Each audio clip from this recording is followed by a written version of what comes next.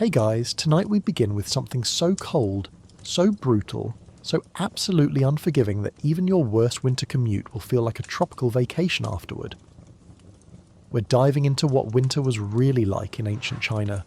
Not the serene philosophical China of scroll paintings and tea ceremonies, but the frozen teeth-chattering, please don't let my toes fall off China, where survival wasn't guaranteed and central heating was about 2,000 years away from being invented. So before you get comfortable, take a moment to like the video and subscribe, but only if you genuinely enjoy what I do here. And let me know in the comments where you're tuning in from and what time it is for you.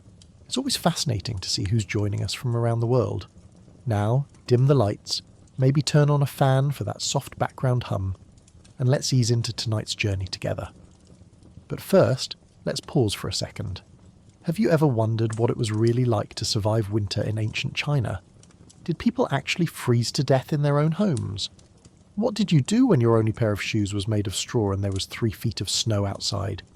How did families stay warm when firewood was taxed and the government decided you couldn't just cut down trees whenever you felt like it? Could you survive on pickled cabbage and millet porridge for 4 straight months without losing your mind? And what happened if you were poor, which statistically you definitely were? Would you huddle with your livestock for warmth? Or would the livestock kick you out for hogging all the hay? Congratulations, you've just woken up in ancient China, sometime around the Han Dynasty, roughly 200 BCE. The good news, you're alive. The bad news, it's the dead of winter. Your house is made of mud and wood that's seen better centuries, and the wind is howling through cracks you didn't even know existed. Your breath hangs in the air like tiny ghosts. Your fingers are already numb, and somewhere in the distance, a rooster is crowing, which means it's time to face another day of frozen misery. Welcome to winter in ancient China, where survival was a full-time job and comfort was a distant fantasy. If you think your apartment is drafty because the window doesn't seal properly, ancient Chinese peasants would like a word. Most homes were constructed from rammed earth, wood and rice straw, materials that were cheap, abundant and absolutely terrible at keeping out the cold. Walls cracked, roofs leaked, and floors were just packed dirt that turned into ice sheets when temperatures plummeted. Windows, if they existed at all, were covered with oiled paper that did about as much to block the wind as a polite suggestion. The construction process itself was fairly straightforward.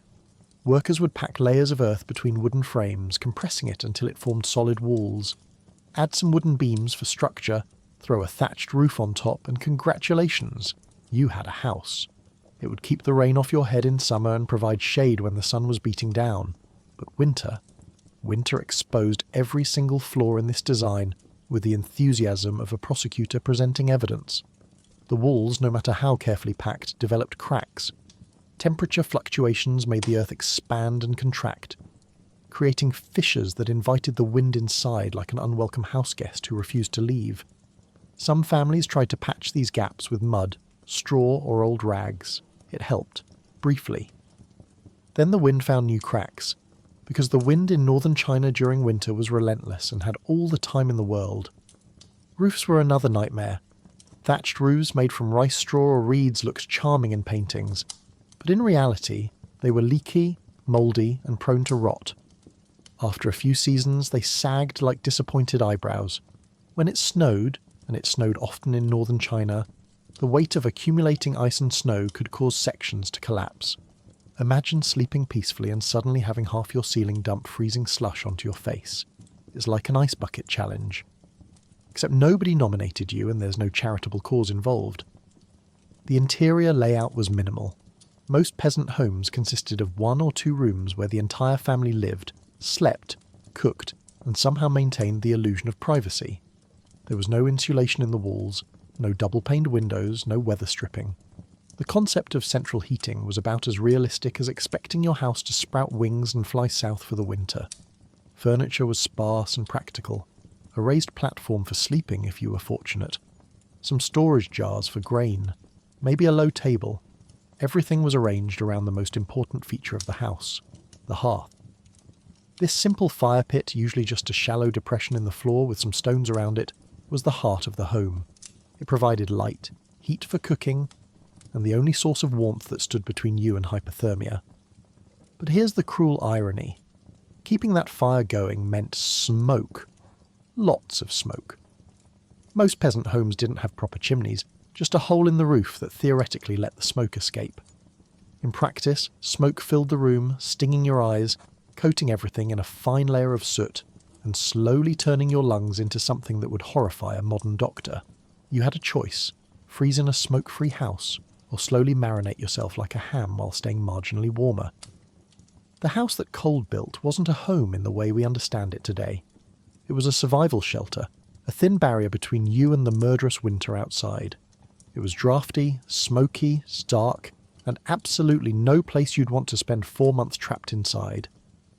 But it was what you had, and you made it work because the alternative was sleeping outside, which was basically just choosing to die faster.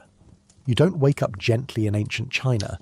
You wake up because your body is screaming that it's too cold to continue sleeping. Your breath forms clouds in the freezing air, and the blanket you're under, a thin quilt stuffed with cotton or silk if you're lucky, hay if you're not, has done precisely nothing to keep you warm through the night. Your nose is an icicle, your toes have gone numb, and you're pretty sure the water in the clay pot by your bed has frozen solid. The first challenge is simply moving. Your muscles have contracted during the night, curling you into a defensive ball that your body hopes will conserve just a little more heat. Straightening out feels like trying to unfold a piece of paper that's been frozen solid. Every joint protests. Your back cracks like someone stepping on bubble wrap. And the moment you shift position, whatever tiny pocket of warmth you'd managed to create under your blanket immediately vanishes, replaced by a fresh wave of cold that makes you seriously reconsider whether getting up is even worth it. It's not, but you don't have a choice. Nature calls, work awaits, and lying in bed won't make you any warmer. It'll just make you a cold, hungry person who's also behind on their chores. So you steel yourself, take a breath that hurts your lungs, and throw off the blanket in one quick motion. It's like ripping off a Band-Aid, except the Band-Aid is the only thing standing between you and hypothermia. Your feet hit the floor, and sweet mercy.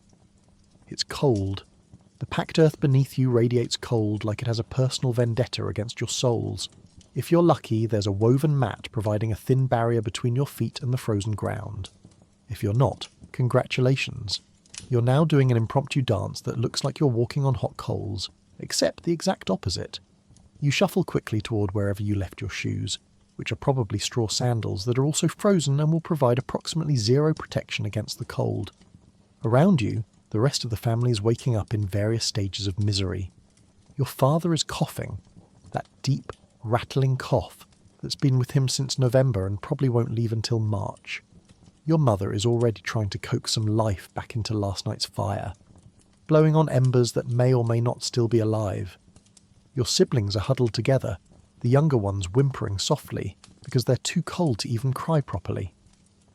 The air inside the house is only marginally warmer than outside. Your breath still forms visible clouds. Frost has formed on the inside of the walls in some places, delicate patterns that would be beautiful if they weren't a reminder that your house is basically a very expensive tent. The oiled paper covering the window has developed a thin layer of ice on the inside, turning it opaque and blocking out what little morning light might have offered some psychological comfort. Someone needs to fetch water. Someone needs to check on the animals. Someone needs to find something, anything, that the family can eat for breakfast.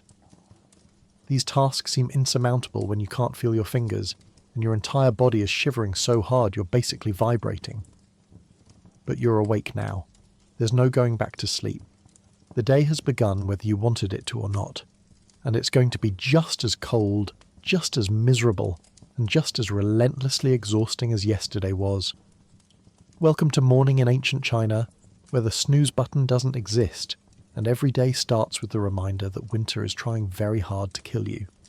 Fashion in ancient China during winter wasn't about looking good. It was about not dying.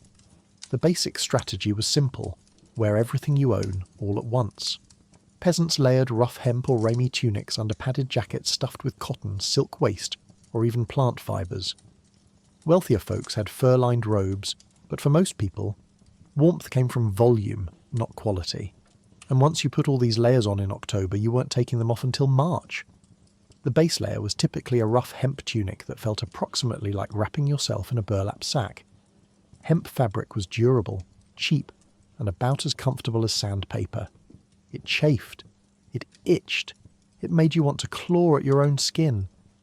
But it was what you had, so you wore it, and tried not to think about how your ancestors probably wore the exact same scratchy nightmare and somehow survived.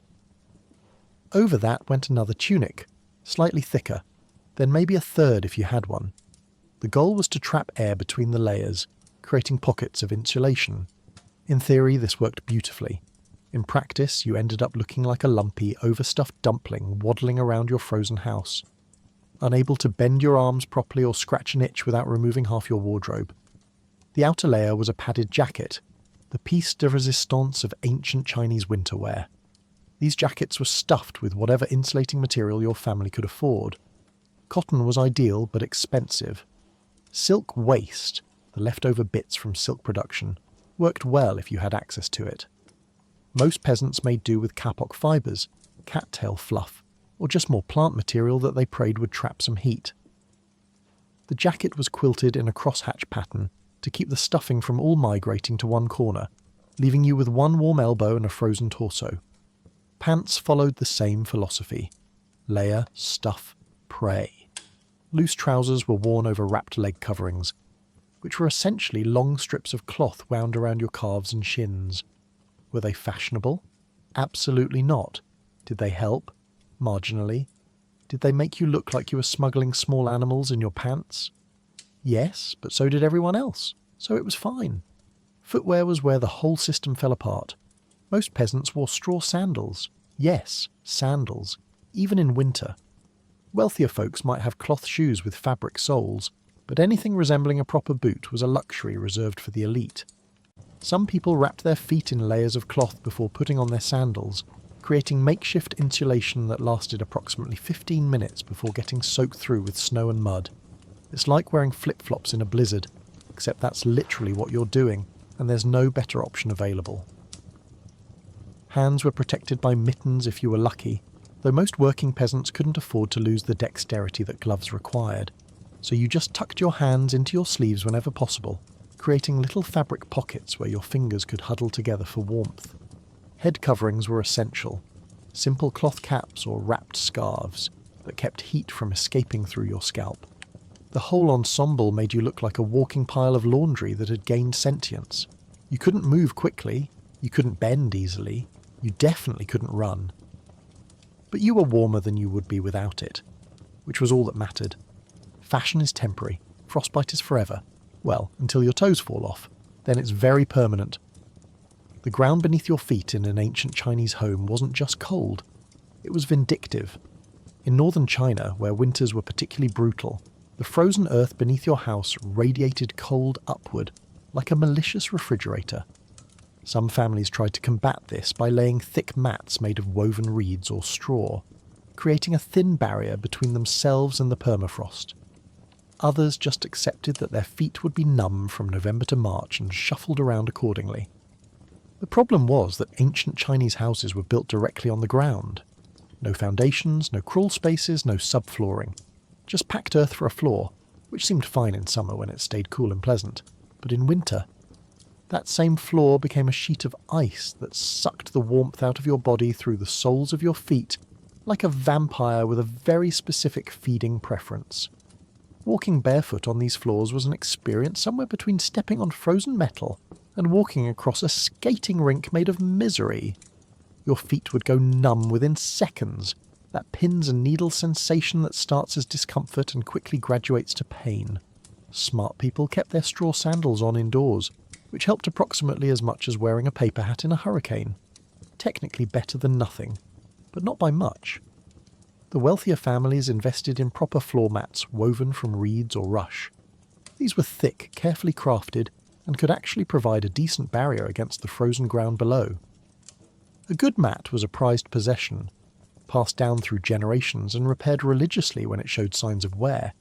It was basically ancient Chinese carpeting, except it smelled like swamp plants, and occasionally developed interesting mould patterns. For everyone else, the solution was improvisation. Straw scattered across the floor created a thin, crunchy layer of insulation. It wasn't much, but it was something.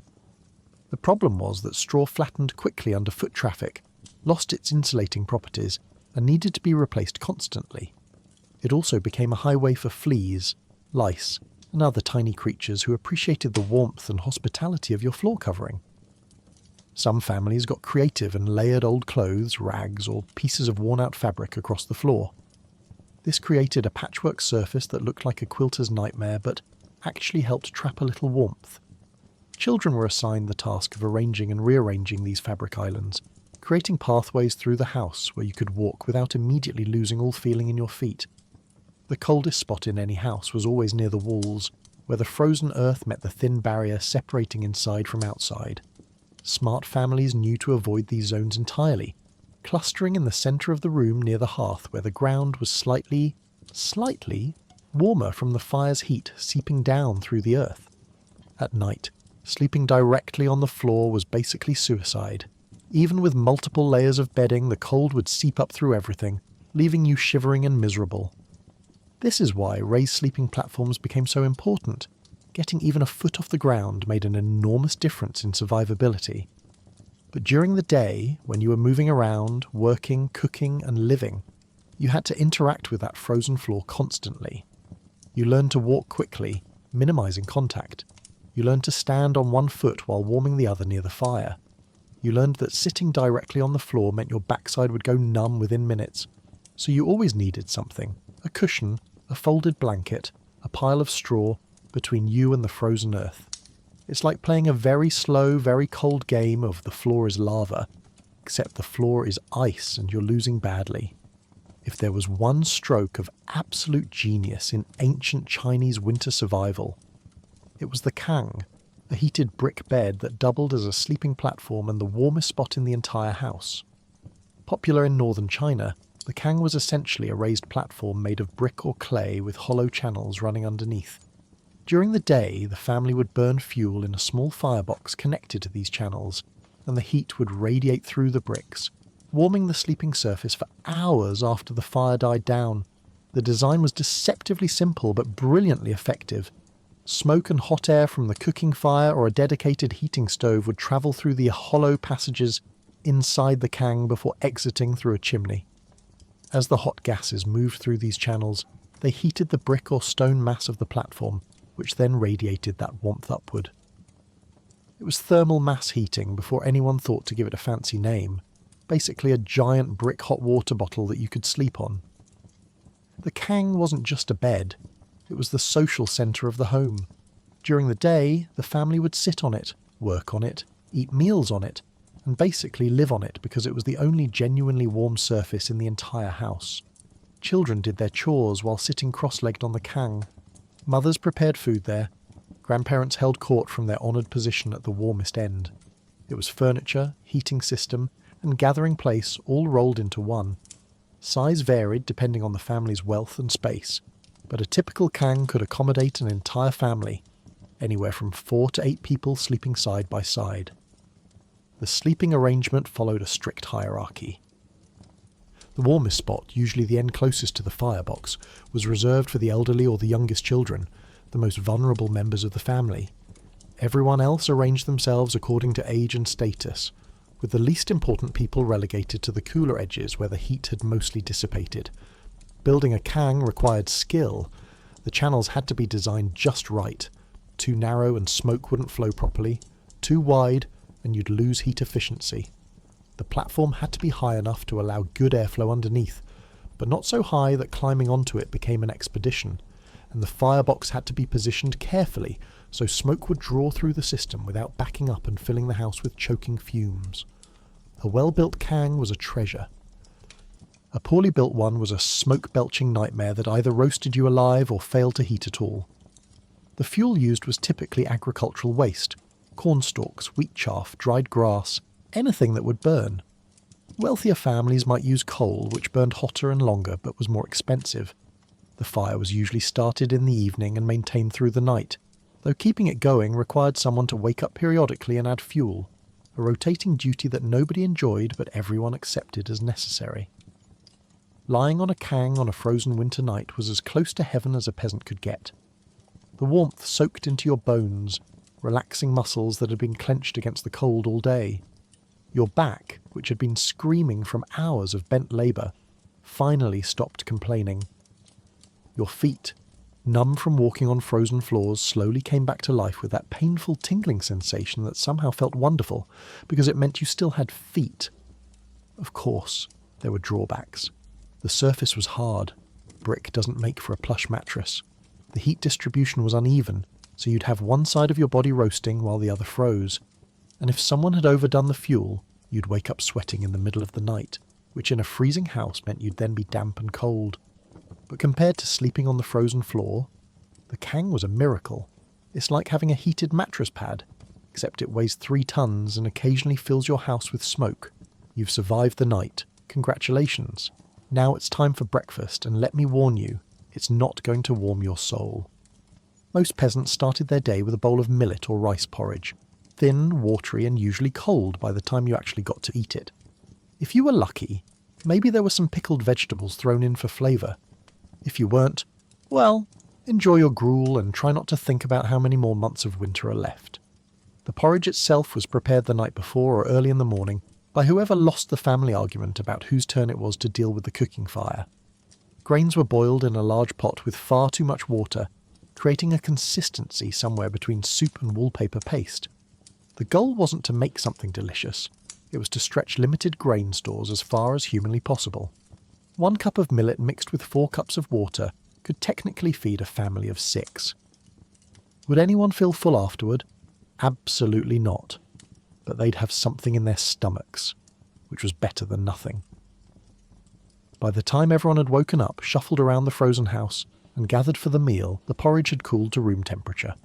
And room temperature in an ancient Chinese house in winter was roughly the same as your refrigerator today. So you were essentially eating cold, gloppy grain soup with a wooden spoon while your breath formed clouds in the air. It's like having overnight oats, except nobody's pretending this is a trendy health choice, and there's no honey or berries to make it palatable. The texture was an adventure. Properly cooked millet porridge should be smooth and creamy.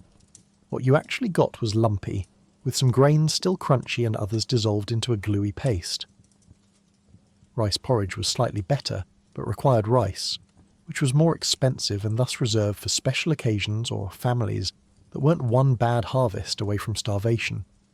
Stirring the porridge before eating didn't help, it just redistributed the lumps. Accompaniments were minimal.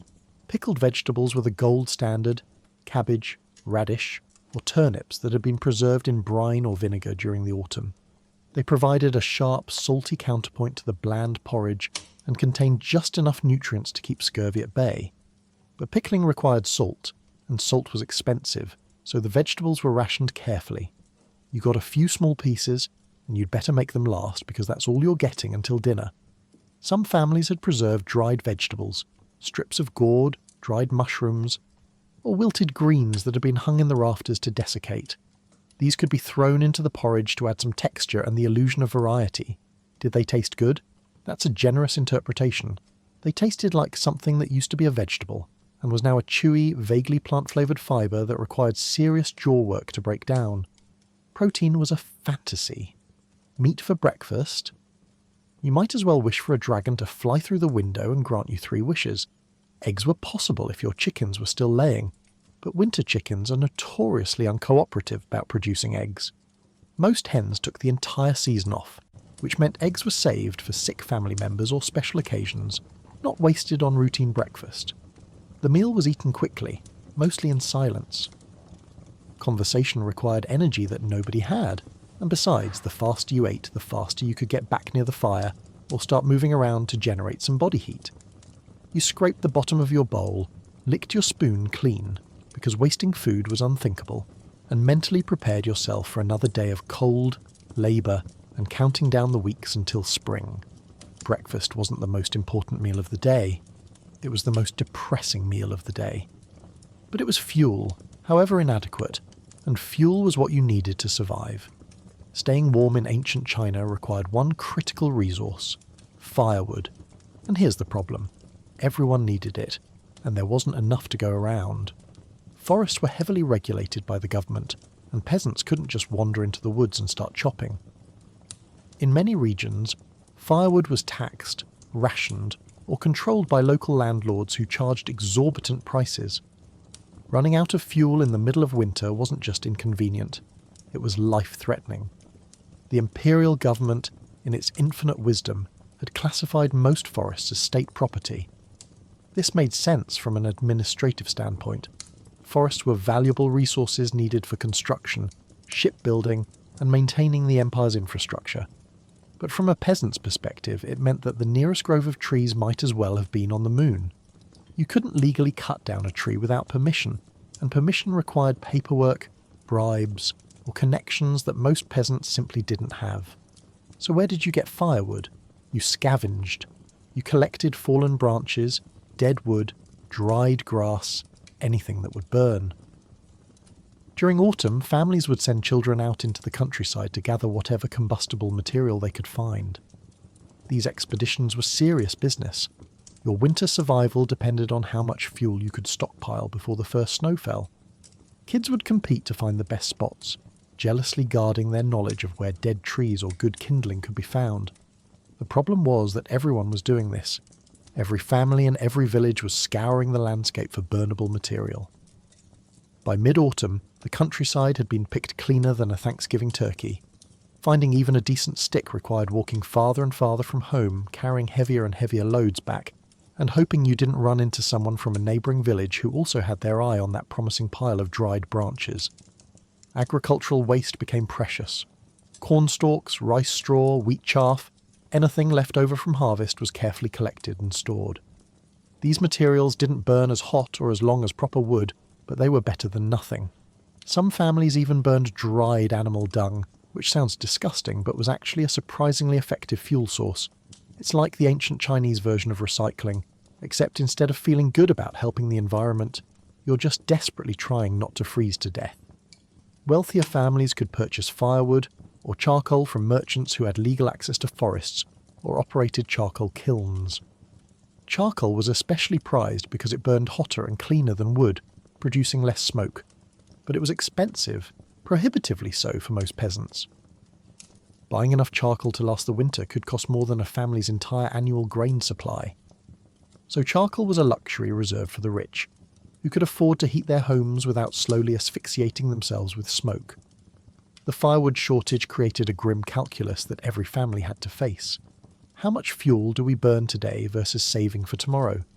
Do we keep the fire going all night or let it die and relight it in the morning? Do we heat the house or cook food, because sometimes you couldn't do both? These weren't hypothetical questions. They were daily decisions that could mean the difference between surviving the winter or not. Some families formed cooperatives, pooling resources and labour to gather fuel more efficiently. Others made deals with landlords, trading labour or a portion of their harvest for access to woodlots. And some, driven by desperation, risked illegal woodcutting, sneaking into restricted forests at night to fell trees. If you were caught, the penalties were severe: fines, beatings, or imprisonment. But when your children were shivering and the fire was dying, the risk started to seem worth it. Rationing fuel was an art form. You learned to build fires that used the minimum amount of wood while producing maximum heat. You learned which materials burned longest, which created the most warmth, and how to bank embers so they'd last through the night. Every stick, every handful of straw, every dried corn stalk was precious. Wasting fuel was unthinkable. It's like managing your phone battery when you're at 2% and nowhere near a charger, except instead of missing texts. You might die. Modern life has spoiled us. You turn a tap and water flows. In ancient China during winter, getting water was an expedition. Wells froze over. Rivers turned to ice. Streams became impassable. Someone, usually the women or children, had to trudge out into the frozen landscape, break through the ice, haul heavy buckets back home, and hope they didn't slip and shatter, both the water container and their tailbone in the process. The typical water source for most villages was either a communal well or a nearby river. In summer this was fine. A short walk, fill your buckets, head back home. In winter, that same short walk became a treacherous journey across frozen, uneven ground where one wrong step could send you sprawling. And that was before you even dealt with the actual water. Wells were particularly problematic. The top layer would freeze solid overnight, creating a thick cap of ice that had to be broken before you could access the water below. This required a heavy stick, a rock, or if you were fortunate enough to own one, a metal tool. You'd stand at the edge of the well, shivering in the pre-dawn darkness, smashing away at the ice while trying not to fall in. Because yes, people fell into wells. It happened more often than you'd think, especially when the ground around the well was slick with ice, and you were swinging a heavy object while half asleep and completely frozen. Once you'd broken through the ice, you had to lower a bucket down into the well.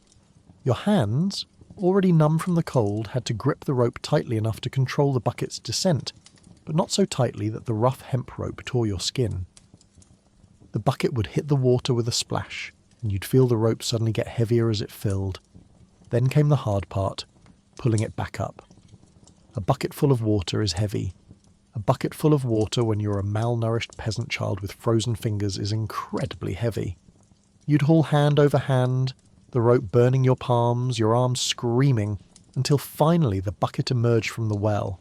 Then you had to carefully pour it into your carrying containers without spilling, because spilled water was wasted effort, and there was no way you were doing this twice if you could avoid it.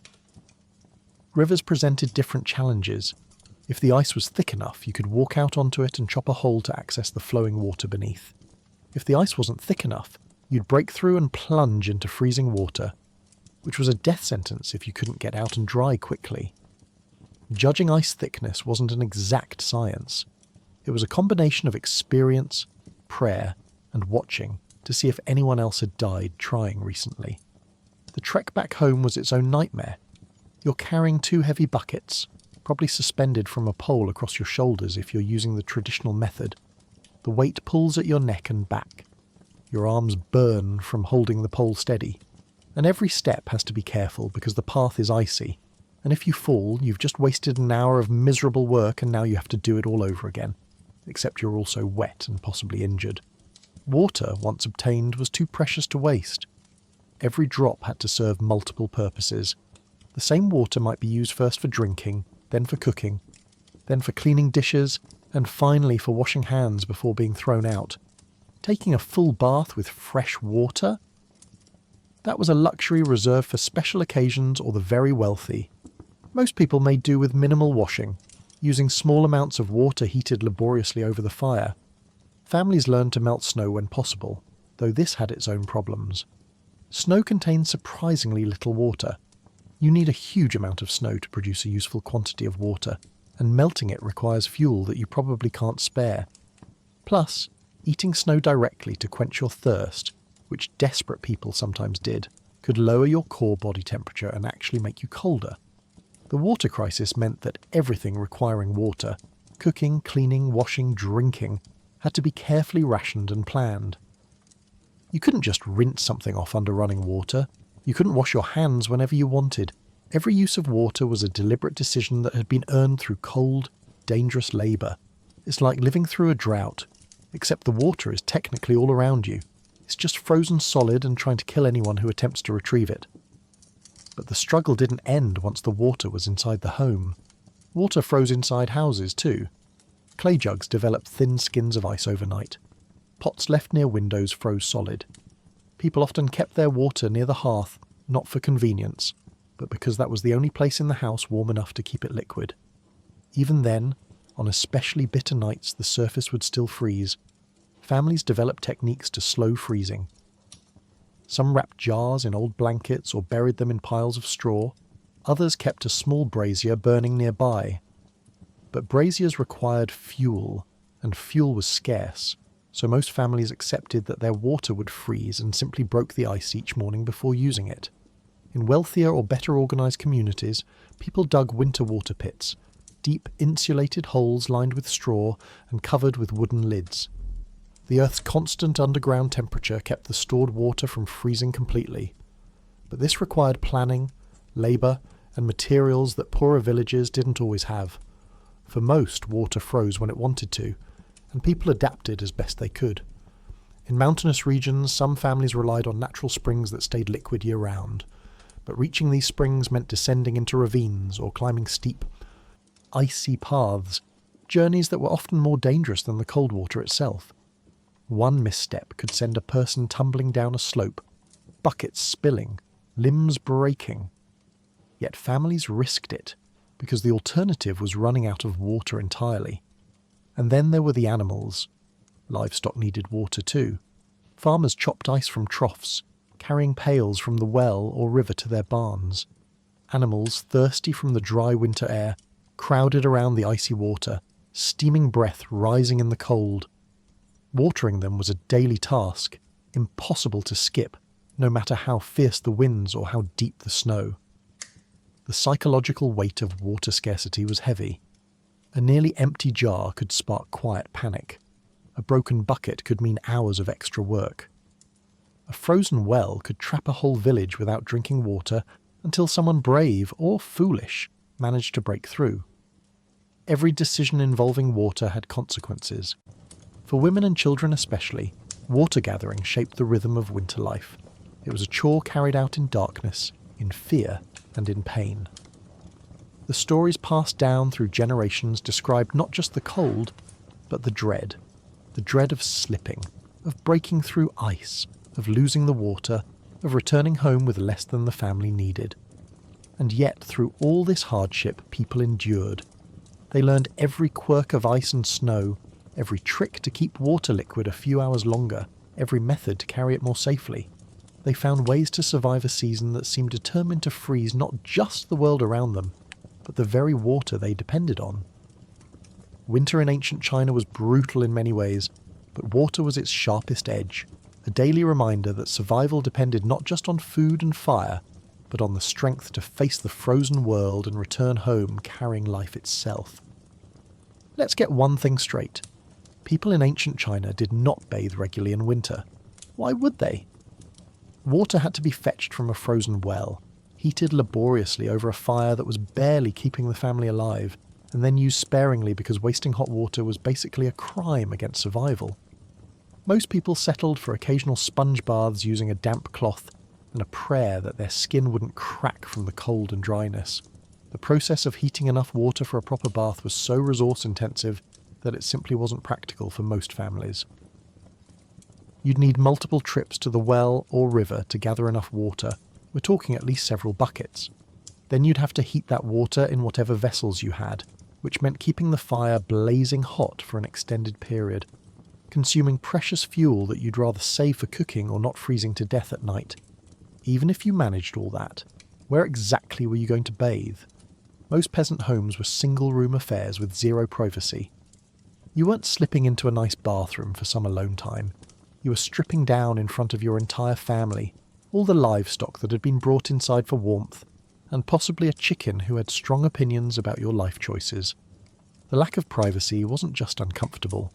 It was genuinely dangerous because being naked in a freezing house was an excellent way to get hypothermia. So most people compromised. A basic sponge bath became the gold standard of hygiene. You'd heat a small amount of water, maybe one bowl, and use a rag to wipe down the essential areas.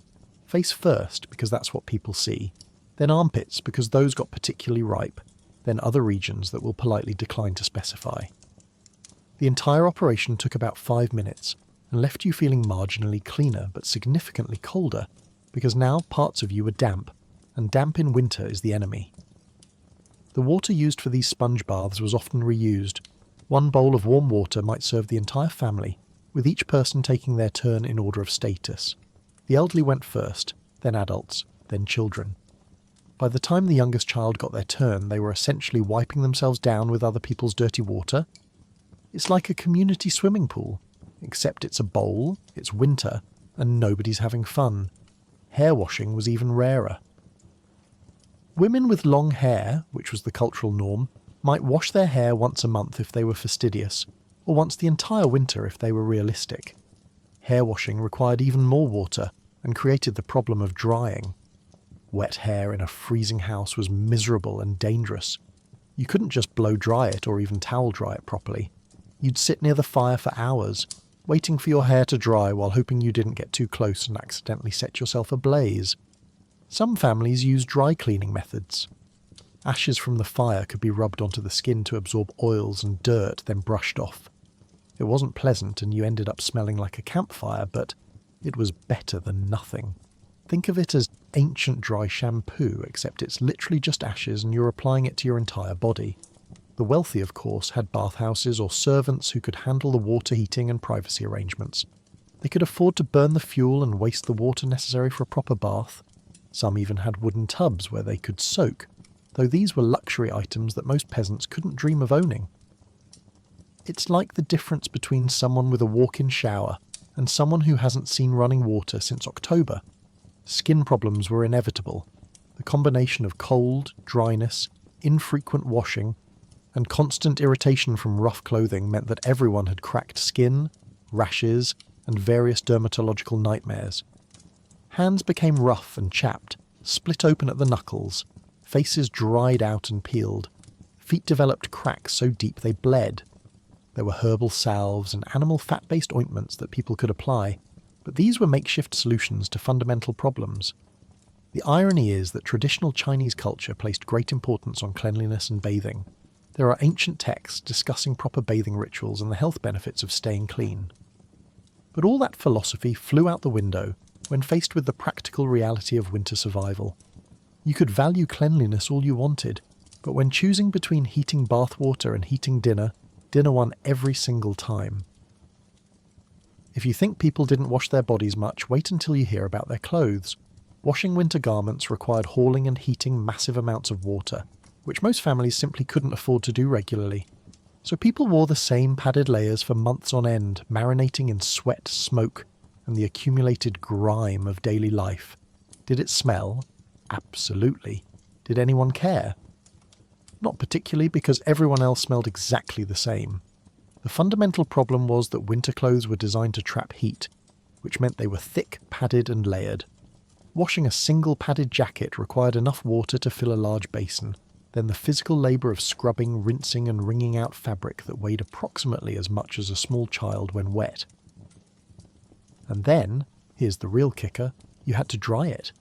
Drying clothes in winter was nearly impossible. You couldn't hang them outside because they'd freeze solid into strange cloth sculptures.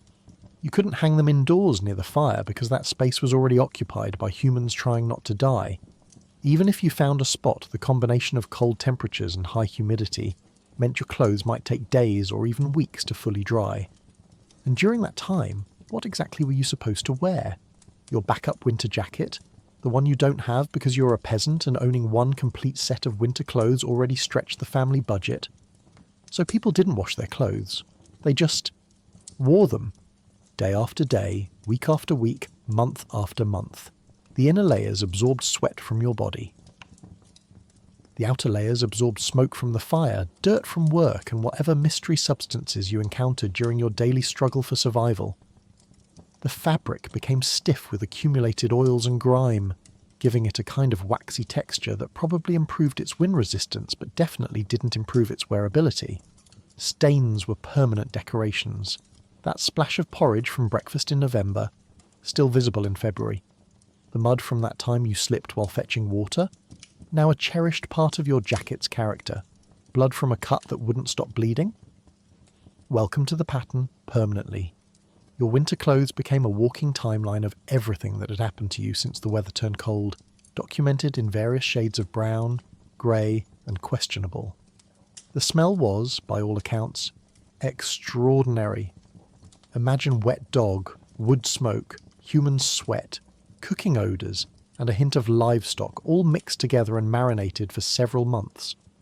Now imagine that smell is coming from you, everyone around you, and every fabric surface in your house. It permeated everything. You couldn't escape it because you were the source of it. But here's the thing, nose blindness is real. After a few weeks of constant exposure to terrible smells, your brain just gives up and stops registering them. You literally couldn't smell yourself anymore, and neither could anyone else, because they were all experiencing the same olfactory shutdown. It's nature's mercy, really. If people could actually smell how bad they smelled, they'd never survive the psychological trauma. Some families attempted spot cleaning. If you got something particularly nasty on your clothes, animal waste, spoiled food, something actually dangerous, you might dampen a cloth and try to wipe it off. This usually just spread the stain around and added moisture to fabric that was better off staying dry. But it made people feel like they were at least trying to maintain some standards. The truly fastidious might have one inner layer, a simple hemp tunic worn directly against the skin that they'd attempt to wash once or twice during the winter. This was the compromise garment. You could wash it with less water, it dried faster than padded outer layers, and replacing it with a similar garment while it dried was more feasible. But even this was a luxury that many families couldn't manage. Vermin loved unwashed winter clothes. Lice, fleas, and other parasites set up permanent residence in the warm, dirty folds of fabric. They were your winter roommates, whether you wanted them or not. People just accepted that they'd be itchy from November to March, and tried not to scratch so hard that they created open wounds that could get infected. The wealthy could afford to have multiple sets of clothes and servants to do the washing, but even they couldn't fully escape the clothing hygiene crisis. Washing was still labour-intensive and drying was still nearly impossible.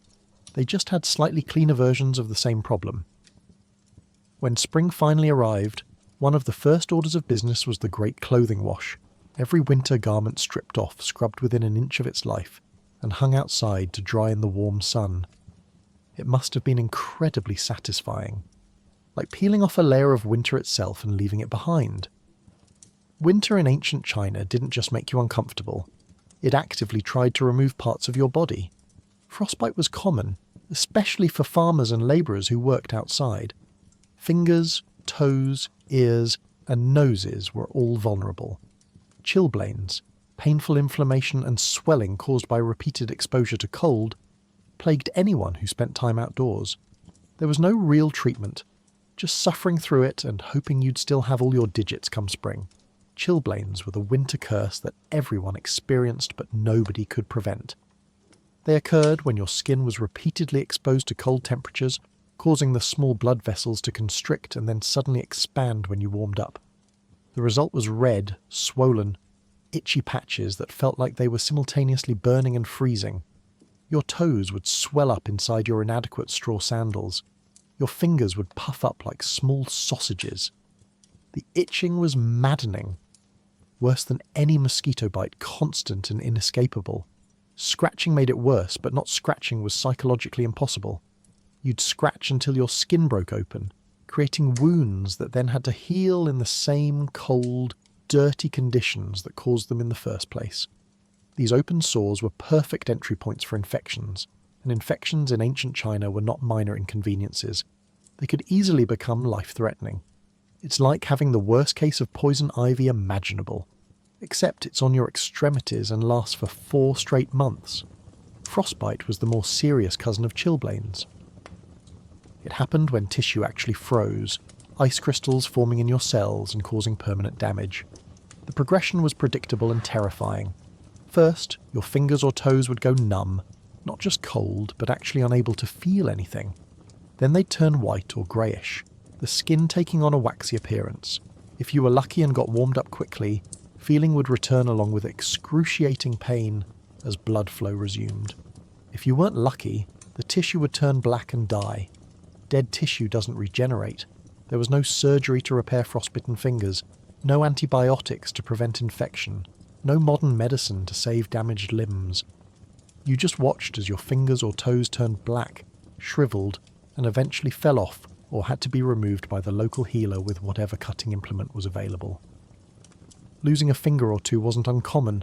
Losing toes was almost expected if you spent enough winters working outdoors. It's like nature's version of a very slow, very cold amputation. Ears and noses were particularly vulnerable because they protruded from your head and had less fat and muscle to protect them. Frostbitten ears would swell, blister, and sometimes develop permanent damage. People whose ears had been badly frostbitten multiple times would have scarred, misshapen ears that marked them as veteran winter survivors. Noses could develop frostbite on the tip, resulting in permanent discoloration or even partial loss of the nose. A visible reminder that winter didn't play favourites. The rewarming process after frostbite or severe chilblains was agonising. As blood flow returned to frozen tissues, you'd experience pain that people described as feeling like thousands of needles stabbing you simultaneously. Your body was essentially screaming that something had gone very wrong and damage had been done. Some people passed out from the pain, others just gritted their teeth and endured, because what else could you do? Traditional Chinese medicine offered various treatments, most of which were well-intentioned but medically useless. Herbal poultices might be applied to affected areas. Acupuncture needles might be inserted to balance the qi. Hot or cold compresses were used based on which theory the local healer subscribed to. Some remedies probably provided psychological comfort, and a few might have accidentally helped through mechanisms nobody understood. But mostly, people just suffered and hoped. Prevention was theoretically possible but practically difficult. Keeping your extremities covered and warm would prevent most frostbite and chilblains. But when your gloves are thin cloth that gets wet and frozen, when your shoes are straw sandals with holes, when you're working outside for hours because your family needs food, prevention wasn't always an option. You chose between protecting your hands or being able to use them effectively. You chose between warm feet and being able to walk and work. Children were especially prone to these conditions because they had smaller extremities that froze faster and less body mass to generate heat. Parents would wrap their children's hands and feet in layers of cloth, but active kids had a way of losing wrappings or getting them wet. Every winter, some children would develop serious frostbite, and there was nothing anyone could do except watch and pray. By spring, you could often tell how harsh the winter had been by counting how many people were missing fingers or toes. A mild winter might leave everyone relatively intact. A brutal winter would leave visible scars on half the village. Your body became a record of winter's assault, written in missing digits and scarred skin that would never quite look right again. Even in winter, work didn't stop. Fields still needed tending, animals still needed feeding, and repairs still needed doing. Peasants trudged out into frozen fields with numb hands and cracked feet, their breath visible in the icy air. Ploughing frozen ground was back-breaking. Hauling supplies through snow was exhausting. And all of it was done without gloves, proper shoes, or any expectation of sympathy from the universe. Winter field work wasn't about planting or harvesting. Those were warm weather activities. Winter work was about preparation, maintenance, and damage control. Fields had to be cleared of dead plant material. Irrigation ditches needed repairs before spring floods arrived. Terraces had to be reinforced. Fences required mending. Tools needed fixing. It was a never-ending list of tasks that couldn't wait just because your fingers were too numb to grip a shovel properly. The ground itself was your enemy. In northern China, the earth froze solid to depths of several feet, turning what should have been soil into something closer to concrete. Trying to dig in frozen ground was like trying to excavate stone with a wooden spoon. Your tools would bounce off the surface or, worse, crack and break, leaving you with one less implement and the same amount of work still waiting. Smart farmers waited for slightly warmer days when the sun might thaw the top layer, but those days were rare and everyone had the same idea, so you couldn't afford to waste them. Breaking up clods of frozen earth required specialised iron tools that most peasants couldn't afford, so they improvised with wooden implements wrapped in cloth to protect their hands from splinters and cold metal. The work was slow, frustrating, and physically punishing. Your back screamed, your shoulders burned, your hands developed blisters that would freeze, crack, and bleed, then freeze again with the blood still on them. Animal care was slightly less brutal, but no less essential.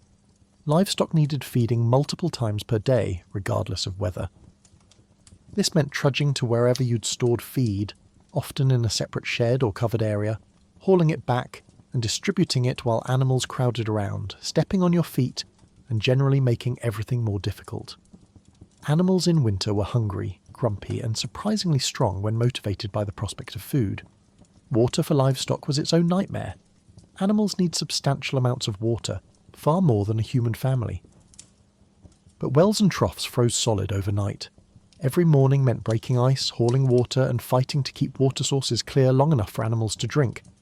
Some farmers kept fires going near watering areas to prevent freezing, but this required constant attention and even more precious fuel. Repairs couldn't wait for spring. If your roof developed a leak, you had to fix it immediately or risk having your home fill with snow and ice. If a wall cracked, it needed patching before the next storm widened the gap. These repairs had to be done in freezing temperatures, often while standing on icy surfaces, reaching over your head with numb hands to position materials that didn't want to cooperate. It's like trying to do home improvement projects during a blizzard while wearing mittens made of ice. Transport and hauling were exponentially harder in winter. Moving supplies from storage to house, from village to field, or between any 2 points meant navigating through snow, ice and mud that could swallow your cart up to its axles. Loads that would have been manageable in summer became almost impossible.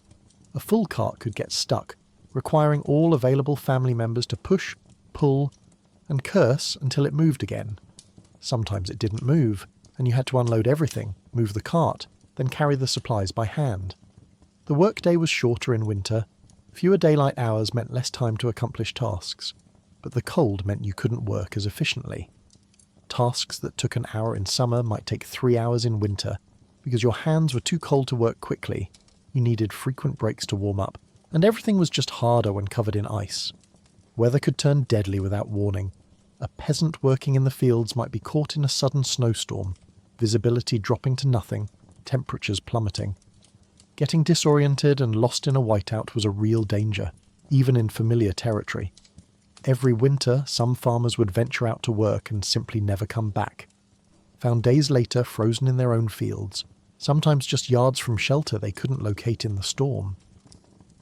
The physical toll accumulated. Every day of winter work added to your body's damage. Joints that ached became joints that screamed. Coughs that started mild became chest infections. Cuts that should have healed became infected sores. By the end of winter, workers were often in worse physical condition than they'd started, weaker and more vulnerable, just in time for the brutal work of spring planting to begin. But you couldn't stop. Stopping meant falling behind on essential maintenance. Stopping meant your animals might die. Stopping meant your home might literally collapse. So you kept working day after frozen day, doing what needed to be done because someone had to, and that someone was you. Fresh food in winter. Forget it. Ancient Chinese families survived on whatever they'd managed to preserve during warmer months. Vegetables were pickled in brine or fermented. Meat, if you had any, was salted, dried or smoked. Grains were stored in sealed containers and rationed carefully. Every meal was a gamble. Would the food last until spring, or would you run out in February and spend the rest of winter gnawing on tree bark? Pickling was the most common preservation method because it was relatively simple and effective. Cabbage, radishes, turnips, and other hardy vegetables were packed into clay jars with salt and water, then sealed and left to ferment.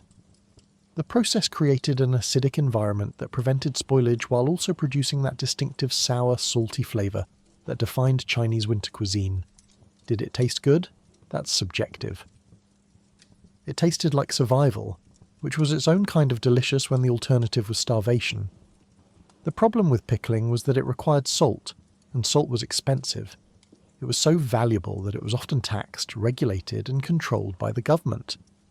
For poor families, there was never quite enough salt to pickle as much as they wanted, so they had to prioritise which vegetables were most important to preserve, how much salt could be used per jar while still preventing spoilage. These calculations could mean the difference between eating reasonably well in January or watching your food rot because you tried to stretch the salt too thin. Fermentation was another preservation technique that created foods like fermented tofu, preserved vegetables, and various pastes and sauces. The fermentation process was unpredictable and mysterious. Sometimes it worked perfectly, creating flavourful, long-lasting foods. Other times jars would spoil, explode, or develop moulds that even desperate people wouldn't eat. Opening a fermentation jar in winter was always an adventure. Would it be edible? Would it smell like death? Would something fuzzy and concerning have grown on top? You never knew until you opened it, and by then it was too late to do anything except either eat it or throw it out and accept that you'd wasted precious food. Drying was used for everything that could be successfully dehydrated. Vegetables were sliced thin and hung in the sun during autumn to dry out completely. Mushrooms, greens, strips of gourd, anything with moisture could be dried. Once dried, these foods would last for months if kept away from moisture and pests. Rehydrating them required soaking in water, which meant yet more water hauling and heating, but dried foods were lightweight, compact, and didn't require expensive salt to preserve. Meat preservation was a luxury problem because most peasants rarely had meat to preserve. But when they did, perhaps after slaughtering an animal that was too old to survive winter, or after a successful hunt, the meat had to be processed immediately. Salting was the primary method, rubbing salt deep into the meat, packing it in layers with more salt and storing it in a cool, dry place. Smoking was another option if you had the facilities, creating a distinctive flavour while driving out moisture that bacteria needed to thrive. The challenge with preserved meat was that it became incredibly tough and salty. Before eating, it had to be soaked in water for hours or even days to remove excess salt and soften it enough to be chewable. Even then, it was more like chewing leather than eating meat.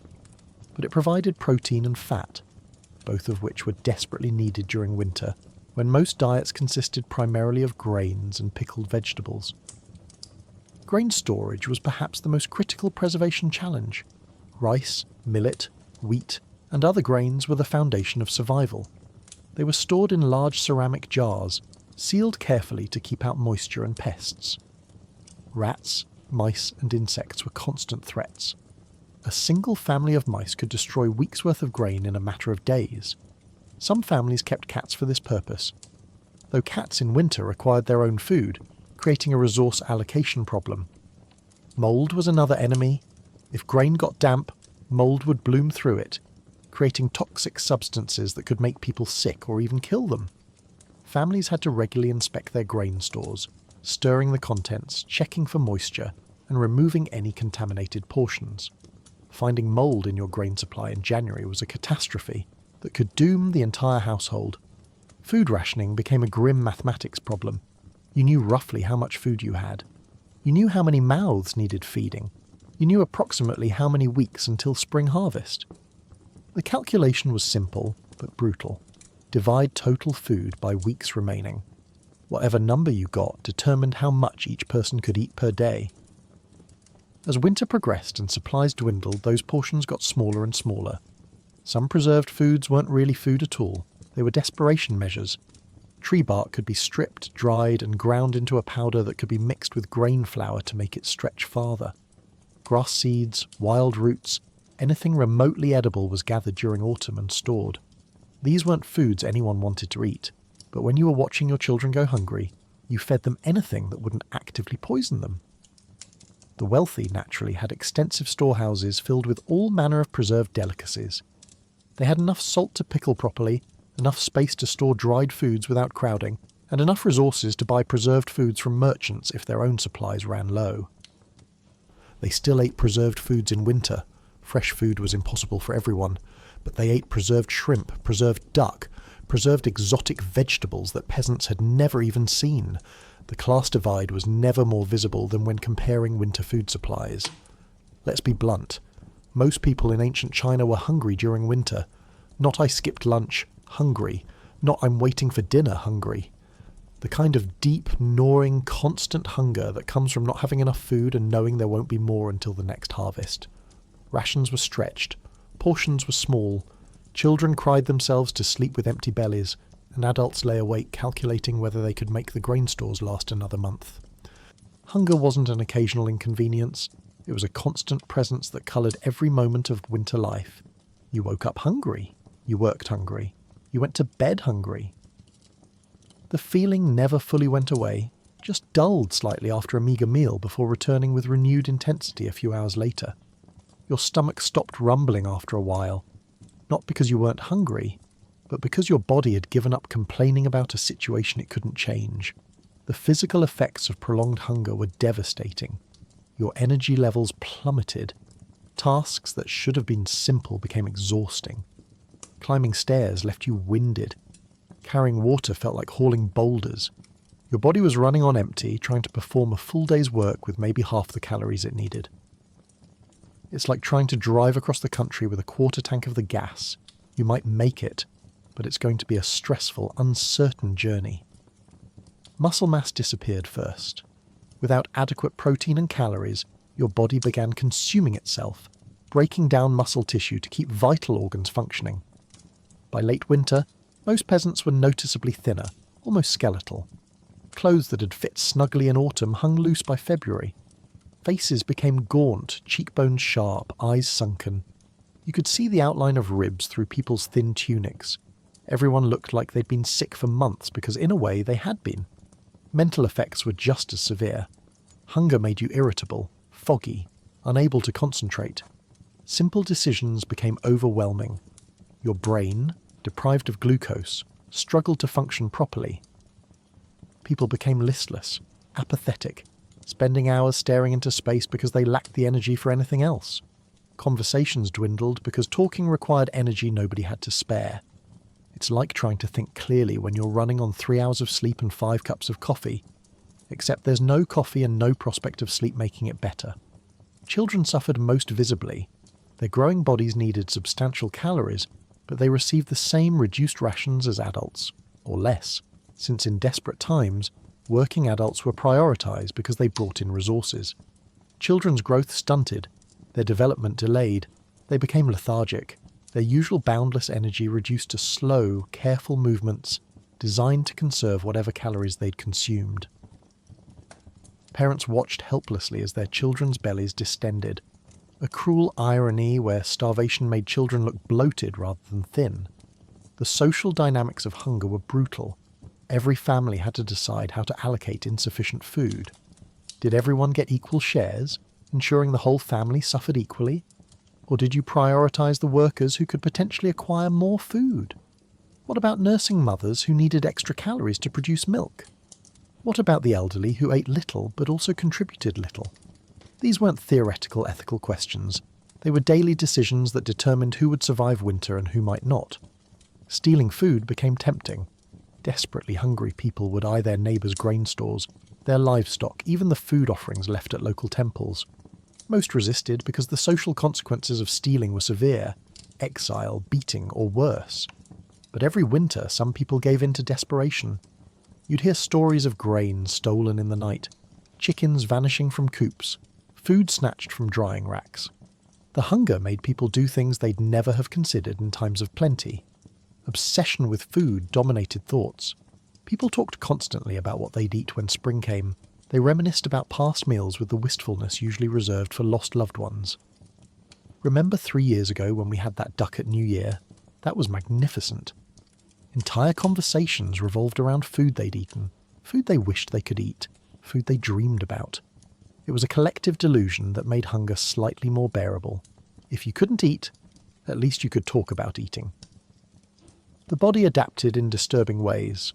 Your stomach shrank, adjusting to smaller portions. Your metabolism slowed, trying to conserve every possible calorie. Your body temperature dropped as fat reserves disappeared. You felt cold all the time, not just from winter but from your body's desperate energy conservation. Sleep became difficult because hunger kept you awake, your body sending urgent signals that something was very wrong and needed to be fixed immediately. By late winter, the situation became critical. Food supplies that had seemed adequate in November were running dangerously low by February. Families began skipping meals, stretching 2 meals a day to 1. The portions that were already small became microscopic. Grain flour was mixed with increasing amounts of bark powder, chaff, or whatever filler could make it seem like more food than it was. The cruelest part was knowing that relief was coming. Eventually. Spring would arrive, new crops would grow, food would become available again. But that was weeks or months away, and you were hungry right now. Every day felt like an eternity when you're starving. The finish line was visible, but you had to survive long enough to reach it, and that was never guaranteed. In ancient China, animals weren't just livestock.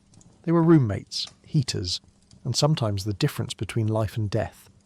Families brought chickens, pigs, and even water buffalo into their homes during the coldest months. The body heat from a large animal could raise the temperature of a small room by several precious degrees. Sure, it smelled terrible, and yes, you might wake up with a chicken roosting on your head, but when the alternative was freezing, you learned to love your barnyard companions. The arrangement was practical but far from idyllic. A water buffalo, for instance, is an enormous animal that generates substantial heat but also takes up approximately half your living space.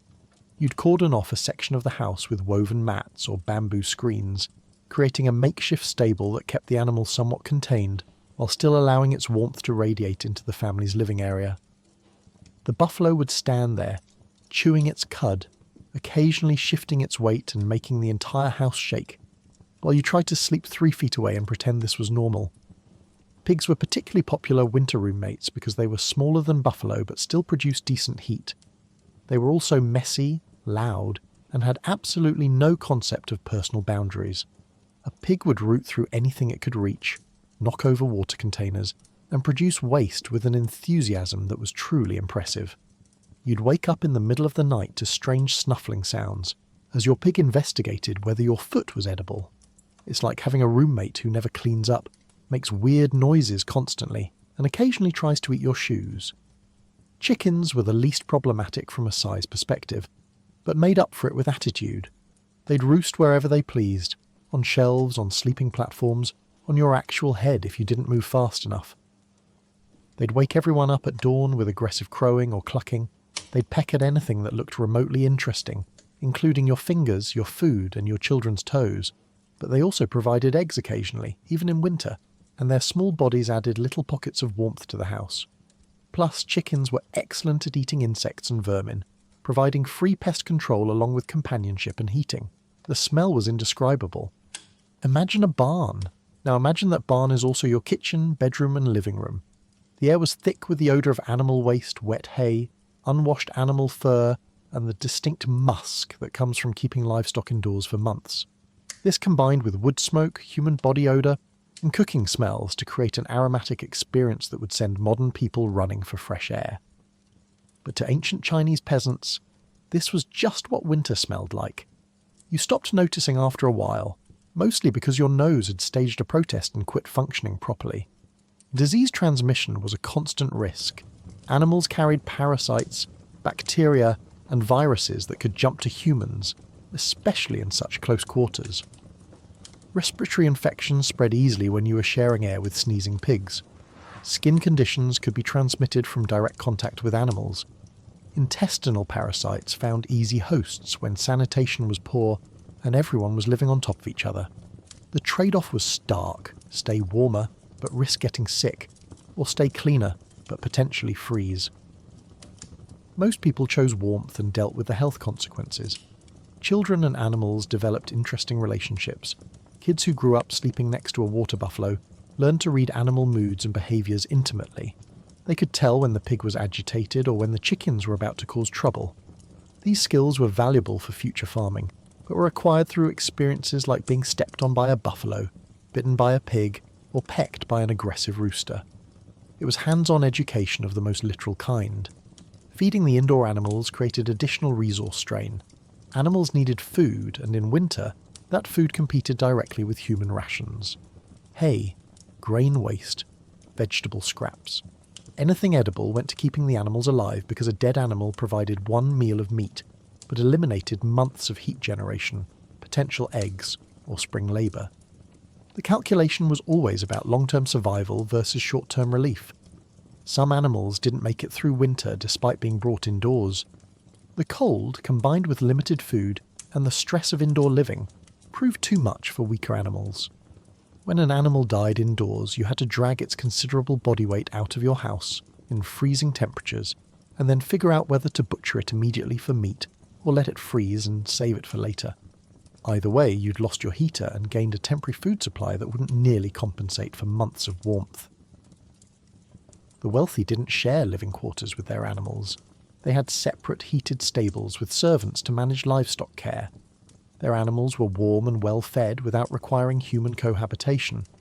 This created yet another visible marker of class difference.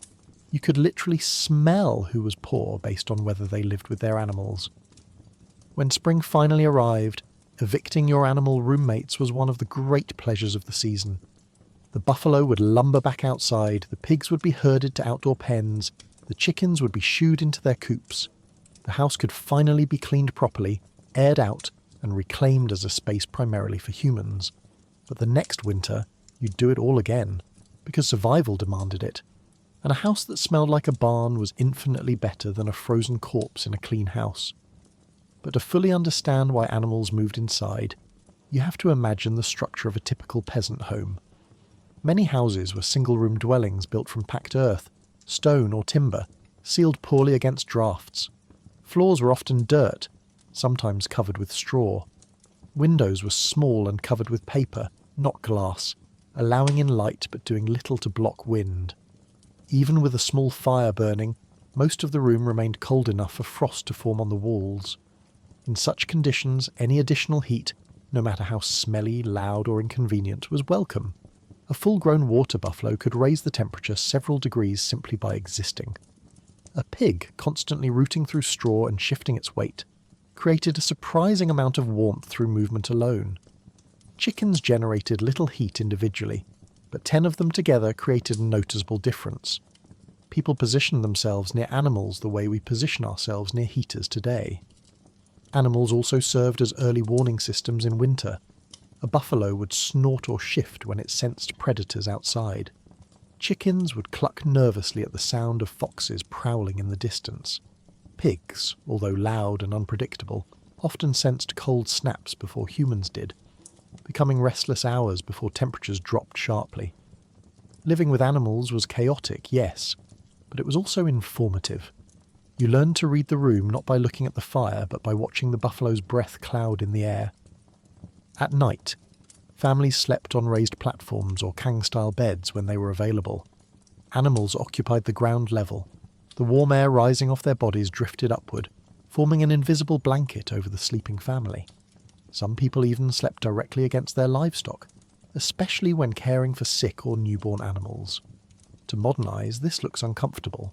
To ancient peasants, it was simply another survival skill. Socially, living with animals created strange dynamics. Conversation sometimes had to pause because the buffalo was shifting noisily. Meals were interrupted because a pig decided it wanted to join the dining area. Chickens walked through family arguments squawking indignantly. A house filled with animals blurred the line between domestic life and barnyard chaos. But it also created a shared resilience, a sense that every living creature inside those walls was fighting the same cold, facing the same winter, and relying on the same fire. For many families, the hardest part wasn't the noise or the smell, but the emotional burden. Animals you lived with felt like part of the household. Children named them. Parents developed habits around their presence. Losing one in midwinter felt like losing a family member, emotionally and practically. You grieved, and then you calculated how this loss changed your chances of surviving until spring. When spring finally softened the earth and the animals moved back out, homes underwent a transformation. Floors were swept, bedding was aired in the sunlight, tools were repaired. With the animals gone, the house felt spacious, quiet, and almost unfamiliar. It smelled different. It sounded different. Life could return to a rhythm that felt human again. But no matter how relieved people were, everyone understood one thing: winter would return. And when it did, the animals would move back inside. Survival required cooperation between humans and beasts. The cold didn't care about dignity, smell, or comfort. It cared only about who had warmth and who did not. And so, year after year, families shared their winters with the creatures that sustained them, not just as livestock, but as living sources of heat, protection, companionship, and hope. Winter was especially brutal for children in ancient China. Their smaller bodies lost heat faster, and they didn't have the thick layers of fat that helped adults survive. Infants and toddlers were at constant risk of hypothermia, respiratory infections, and general failure to thrive. Parents wrapped them in every scrap of cloth available, kept them close to the fire, and prayed they'd make it to spring. Many didn't. Infant mortality spiked dramatically during winter months. Babies born in autumn faced terrible odds. They'd have to survive their first winter without the immune system development or body mass that made survival possible. Parents knew this. Everyone knew this. There was even a grim acceptance that babies born late in the year might not make it. A fatalism born from watching it happen year after year. It wasn't that people didn't care. It was that caring didn't change the outcome, so they protected their hearts as best they could. Keeping babies warm was a full-time job. Mothers would swaddle infants in layers of cloth, creating what looked like tiny fabric cocoons with just a face visible. These babies were then kept constantly close to someone's body, worn in slings against the chest where parental body heat could keep them warm. At night, infants slept pressed against their mother, tucked under blankets, held close enough that the mother would wake if the baby's breathing changed, or if they started to cool down dangerously. Breastfeeding became more challenging in winter. Nursing mothers needed extra calories to produce adequate milk, but those calories weren't available. Many mothers found their milk supply dwindling just when their babies needed it most. Supplemental foods for infants were limited to thin rice water or diluted grain porridge, neither of which provided adequate nutrition for a growing baby. Some infants simply didn't get enough food to survive, slowly wasting away despite their parents' desperate efforts. Toddlers and young children faced different challenges, old enough to move around but too young to understand why they needed to stay near the fire. They'd wander to cold parts of the house and get dangerously chilled. Parents had to watch them constantly, retrieving them from frozen corners and bringing them back to warmth. It's like childproofing for hypothermia, exhausting vigilance that lasted all winter. Respiratory infections ravaged children's lungs. The combination of cold air, smoky interiors, and close quarters created perfect conditions for illness to spread. A simple cough could progress to pneumonia within days. Children would develop high fevers in freezing houses, their little bodies burning up while their parents desperately tried to cool them down without making them too cold. There was no antibiotics, no real treatment beyond herbal remedies and prayers. Some children recovered, many didn't. The caloric deficit hit children especially hard. Growing bodies needed substantial nutrition, but winter rations were already inadequate for adults. Children became lethargic, their usual energy completely absent. They'd sit quietly for hours, not playing, not running, barely moving. Parents recognised this lethargy as a danger sign. Children should be energetic. But there was nothing they could do except continue rationing food and hope everyone survived until spring. Frostbite on children was heartbreaking. Their tiny fingers and toes would turn white, then black. Parents would rub frozen extremities, trying to restore circulation, knowing that every winter some children would lose fingers or toes. Older siblings were responsible for watching younger ones, making sure they kept their makeshift mittens on, their feet covered, their faces protected from the wind. It was too much responsibility for children who were themselves just trying to survive. Education stopped completely in winter for peasant children. There were no schools to attend, and even informal learning was impossible when everyone was focused purely on survival. Children who might have been learning to read or developing skills were instead learning how to split kindling with numb fingers, how to tell if water was frozen solid, and how to walk across icy ground without falling. These were valuable survival skills but limited their opportunities for advancement. Play, that essential part of childhood, became rare. Children didn't have the energy to play, and outdoor play was dangerous in winter conditions. The few games that happened were quiet, indoor activities that required minimal movement and energy. Children would huddle near the fire, perhaps playing simple hand games or telling stories, but the boisterous physical play of childhood was suspended until warmer weather returned. Older children carried real responsibilities. By age 7 or 8, children were expected to contribute meaningfully to household survival. They fetched water, gathered fuel, watched younger siblings, helped with cooking, and performed dozens of other tasks. These weren't light chores, they were essential labour that the family depended on. Children worked until they collapsed from exhaustion. Their small bodies pushed beyond reasonable limits because there was no alternative. The psychological impact of winter on children was profound. They learned early that life was hard, that comfort was rare, and that survival required constant effort and sacrifice. They watched siblings die, felt hunger constantly, endured cold that seemed endless. Some children developed resilience and strength from these experiences. Others were permanently scarred, carrying trauma into adulthood. But all of them learned one truth: winter showed no mercy, especially not to the small and vulnerable. Parents made impossible choices. When food was scarce, did you give equal portions to all children, ensuring they all suffered equally? Or did you prioritise older children who had better survival odds? What about a child who was already sick? Did you give them extra food to help them recover, or accept that they probably wouldn't make it and save resources for healthier siblings? These weren't hypothetical ethical dilemmas. These were decisions parents faced while watching their children's ribs become more visible each day. The children who survived winter emerged tougher, harder, older than their years.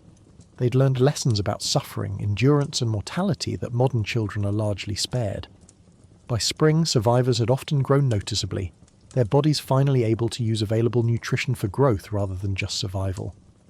But they also carried the memory of winter, The cold, the hunger, the fear that would shape them for the rest of their lives. If winter was hard on children, it was merciless to the elderly. Older people, with their slower circulation, weakened immune systems and often chronic ailments, were particularly vulnerable. Many simply didn't survive the season. Families did what they could, giving the elderly prime spots near the fire, extra blankets, the warmest corner of the kang. But resources were limited, and sometimes hard choices had to be made about who got the last bit of fuel or food. The physical decline was visible and rapid. Elderly people who'd been mobile in autumn became bedridden by midwinter.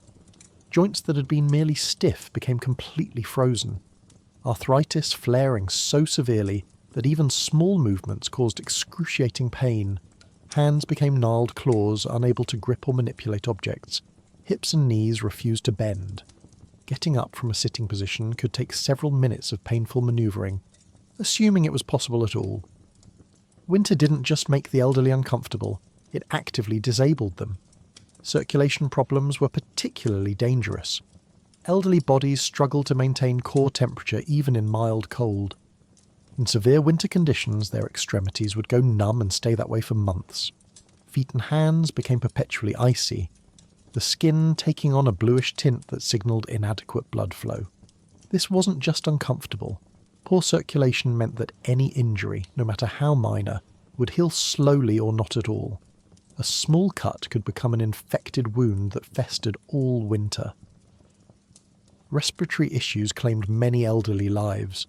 Lungs that had been weakened by a lifetime of breathing smoke and working in harsh conditions couldn't handle the additional stress of cold, dry air and smoky indoor environments. Chronic coughs became bronchitis, bronchitis became pneumonia, and pneumonia became a death sentence. Families would watch their elderly members struggle to breathe, each breath a wheezing, rattling effort, knowing there was nothing to be done but make them comfortable and wait. The cultural expectation was that elderly parents would be cared for by their children. This was fundamental to Confucian filial piety. In practice, this meant elderly people received the warmest sleeping spots, the least drafty corners, and first access to hot food. They were honoured and respected, at least in theory. But when resources were scarce, theory collided with brutal reality. An elderly person who could no longer work but still needed food and warmth became a burden that strained family resources past the breaking point. Some elderly people recognised this burden and made their own grim calculations. There are historical accounts of elderly individuals voluntarily eating less, insisting that younger family members needed the food more. Some would venture outside in severe cold, ostensibly to perform some task, and simply not return, a form of self-sacrifice that removed one mouth to feed and increased the family's survival odds. These acts were rarely discussed openly, cloaked instead in euphemisms about accidents or wandering off, but everyone understood what had really happened. Memory and cognitive function declined in the cold. Elderly people who'd been sharp and alert would become confused, disoriented, sometimes not recognising family members. Some of this was early dementia or age-related cognitive decline, but the cold itself seemed to fog elderly minds. They'd forget where they were, try to go outside without adequate clothing, or wake up at night believing they were somewhere else entirely. This required constant supervision that family members, already stretched thin, struggled to provide. Dignity became increasingly difficult to maintain. Elderly people who could no longer move easily needed help with basic functions, eating, toileting, washing. In a one-room house with no privacy, this loss of independence was humiliating. Many elderly people refused help, preferring to struggle alone rather than burden their families or suffer the embarrassment. This pride sometimes proved fatal when they fell, hurt themselves, or became too weak to care for themselves but refused to ask for assistance. Chronic pain was a constant companion. Arthritis, old injuries, deteriorating bones. All of these conditions worsened dramatically in the cold. There were herbal remedies and traditional treatments, but their effectiveness was limited. Most elderly people simply lived with pain, their faces etched with suffering, their movements careful and guarded. Younger family members would see their parents or grandparents grimace with every step and feel helpless because there was nothing they could do to make it better. The social role of elderly people shifted in winter. During warmer months, they might have contributed through light work, childcare, or sharing wisdom and stories. In winter, when everyone was focused on survival, these contributions seemed less valuable. The elderly couldn't fetch water, couldn't work in frozen fields, couldn't perform the physical labour that winter demanded. They could mind children and tend fires, but even these tasks became difficult when mobility was limited. Their value became primarily symbolic. They were elders deserving of respect, but respect doesn't keep you warm. Depression was common but unrecognised. The concept of mental health didn't really exist in the same way it does today. What we'd recognise as clinical depression was simply seen as the elderly becoming weak-spirited, or giving up. People who'd survived 60 or 70 winters would sometimes lose the will to survive another one. They'd stop eating, stop trying to stay warm, stop fighting. Family members would plead with them to hold on until spring. But sometimes the exhaustion of surviving so many winters simply became too much. Some elderly people had prepared for their final winter. They'd set aside small treasures or saved items to distribute to family members. They'd share final wishes, tell important family stories one last time, make peace with old grievances. It was a quiet acknowledgement that this might be their last season, a way of maintaining some control over the inevitable. These preparations were handled with dignity and discretion, never spoken of directly but understood by everyone involved. The death of an elderly person in winter was sad but expected. Families grieved, but the grief was tempered by relief. Relief that the suffering was over, relief that one fewer mouth needed feeding, relief that they'd survived long enough to say goodbye. Funerals were simple affairs in winter, bodies buried in frozen ground, or, if the ground was too frozen, stored until spring thaw when proper burial could occur. It's a grim practicality that modern people rarely have to consider. For elderly people who did survive winter, spring brought renewed hope and purpose. Their mobility improved slightly, pain decreased, and they could once again contribute more meaningfully to family life. But each winter survived took something from them, wore them down a little more, made the next winter slightly harder to endure. Eventually there would be one final winter, and everyone knew it. When you got sick in ancient China during winter, and you would get sick, medical treatment was a combination of herbal remedies, acupuncture, superstition, and sheer hope. Doctors, if you could afford one, prescribed concoctions made from dried plants, animal parts, and minerals. Did they work? Sometimes. Often they just made you feel like you were doing something while your body either fought off the illness or didn't. Traditional Chinese medicine had been developing for thousands of years by this point, with sophisticated theories about qi, yin and yang, and the balance of bodily elements. In the hands of a skilled physician treating a wealthy patient, these theories could actually produce decent results. Certain herbs genuinely had medicinal properties, acupuncture could provide real pain relief, and dietary recommendations sometimes helped. But for peasants, access to this sophisticated medical knowledge was extremely limited.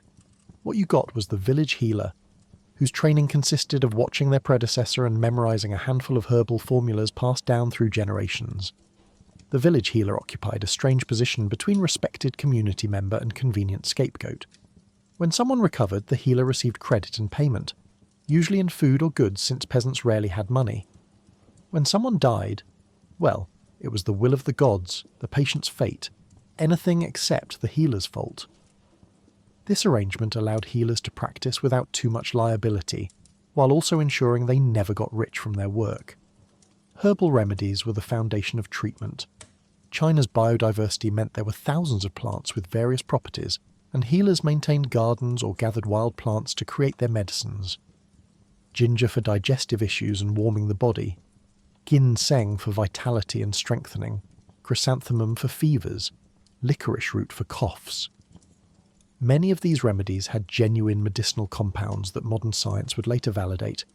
Others were useless but harmless. A few were actually toxic in the wrong doses. The problem was quality control and dosage. A remedy that worked wonderfully in autumn might be less effective in winter because the plants had been stored poorly or lost potency. Measurements were approximate, a handful of this, a pinch of that. Two patients with similar symptoms might receive wildly different treatments because the healer was improvising based on what ingredients were available. It's like cooking without recipes or measurements. except instead of ruining dinner, you might accidentally poison someone. Acupuncture was another treatment option, though less common in rural areas because it required specialized training and equipment. The theory was that inserting needles at specific points could redirect qi and restore balance to the body. Did it work? Modern research suggests it can be effective for pain management and some other conditions, though the mechanisms aren't fully understood. For ancient Chinese peasants, it was another tool in the limited medical arsenal, if the healer knew how to do it and you could tolerate needles being stuck into you in a freezing house. Animal-based medicines were particularly prized and particularly expensive. Dried seahorses, ground deer antler, bear bile, tiger bone. These exotic ingredients were believed to have powerful healing properties. Wealthy families could afford them, peasants could not. When a peasant healer prescribed something containing deer antler, they usually meant, if you somehow acquire this miracle ingredient, use it, knowing full well the patient would never see such a luxury. It's like a doctor today prescribing a medication that costs $10,000 per dose and isn't covered by insurance. Bloodletting was practiced, though less commonly than in European medicine of the same era. The theory was that removing bad blood could cure various ailments. In practice, it weakened already vulnerable patients, and sometimes introduced infections through the cutting implements. But when you're desperate and your fever won't break, having a healer do something, anything, felt better than just waiting to see if you'd survive. Diagnosis was more art than science. Pulse reading was considered crucial. Healers would feel the pulse at various points on the wrist, claiming they could detect imbalances in different organs. Some healers were genuinely skilled at this, and could identify health problems with surprising accuracy. Others were making educated guesses based on visible symptoms and hoping they were right.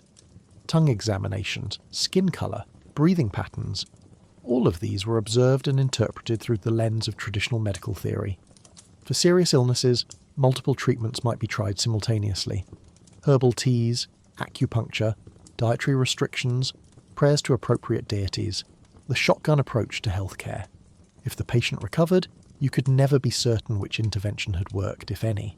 If they didn't recover, well, at least you tried everything available. The psychological component was significant. Believing that treatment would help sometimes made it more effective, the placebo effect operating even in ancient China.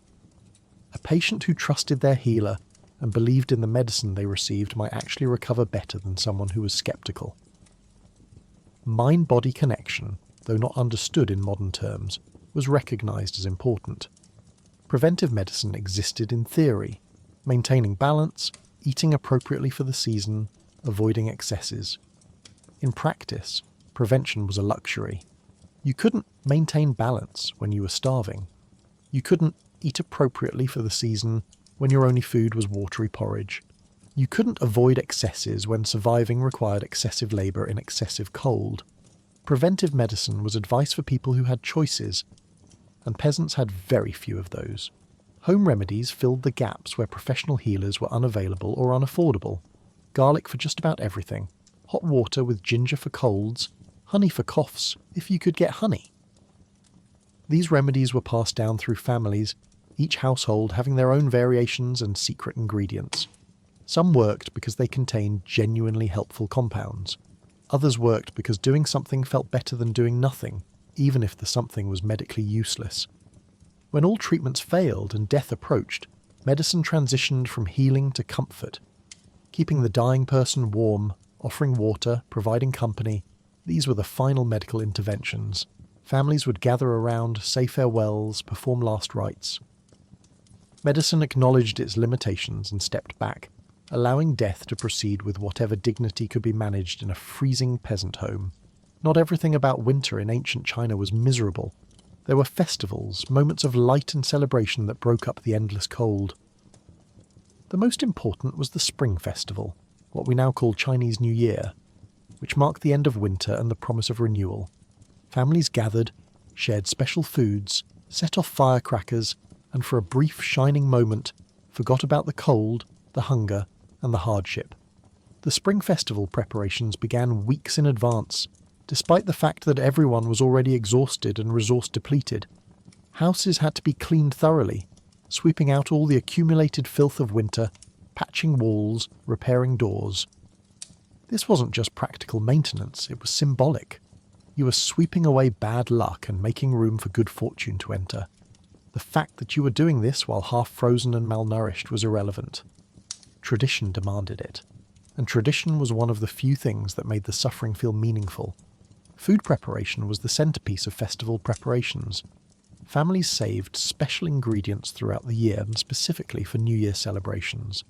Dumplings were made in enormous quantities, their preparation a communal activity that brought the whole family together. The dough had to be rolled, fillings prepared from whatever meat and vegetables could be spared, each dumpling carefully folded into the proper shape.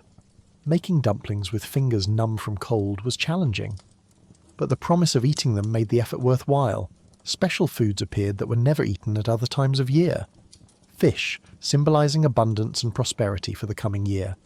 Sticky rice cakes called niangao, whose name is a homophone for year high, representing hopes for advancement and success. Sweet dumplings, preserved fruits, whatever delicacies the family could afford or barter for. These foods were expensive and rare, but the festival demanded them. You'd go without during regular meals just to save enough for proper festival dishes.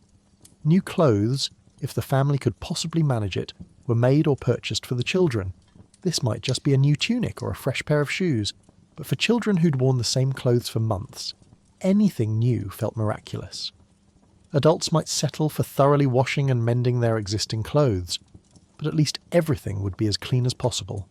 Looking presentable for the new year was important. You were showing respect for the coming year and demonstrating hope for prosperity.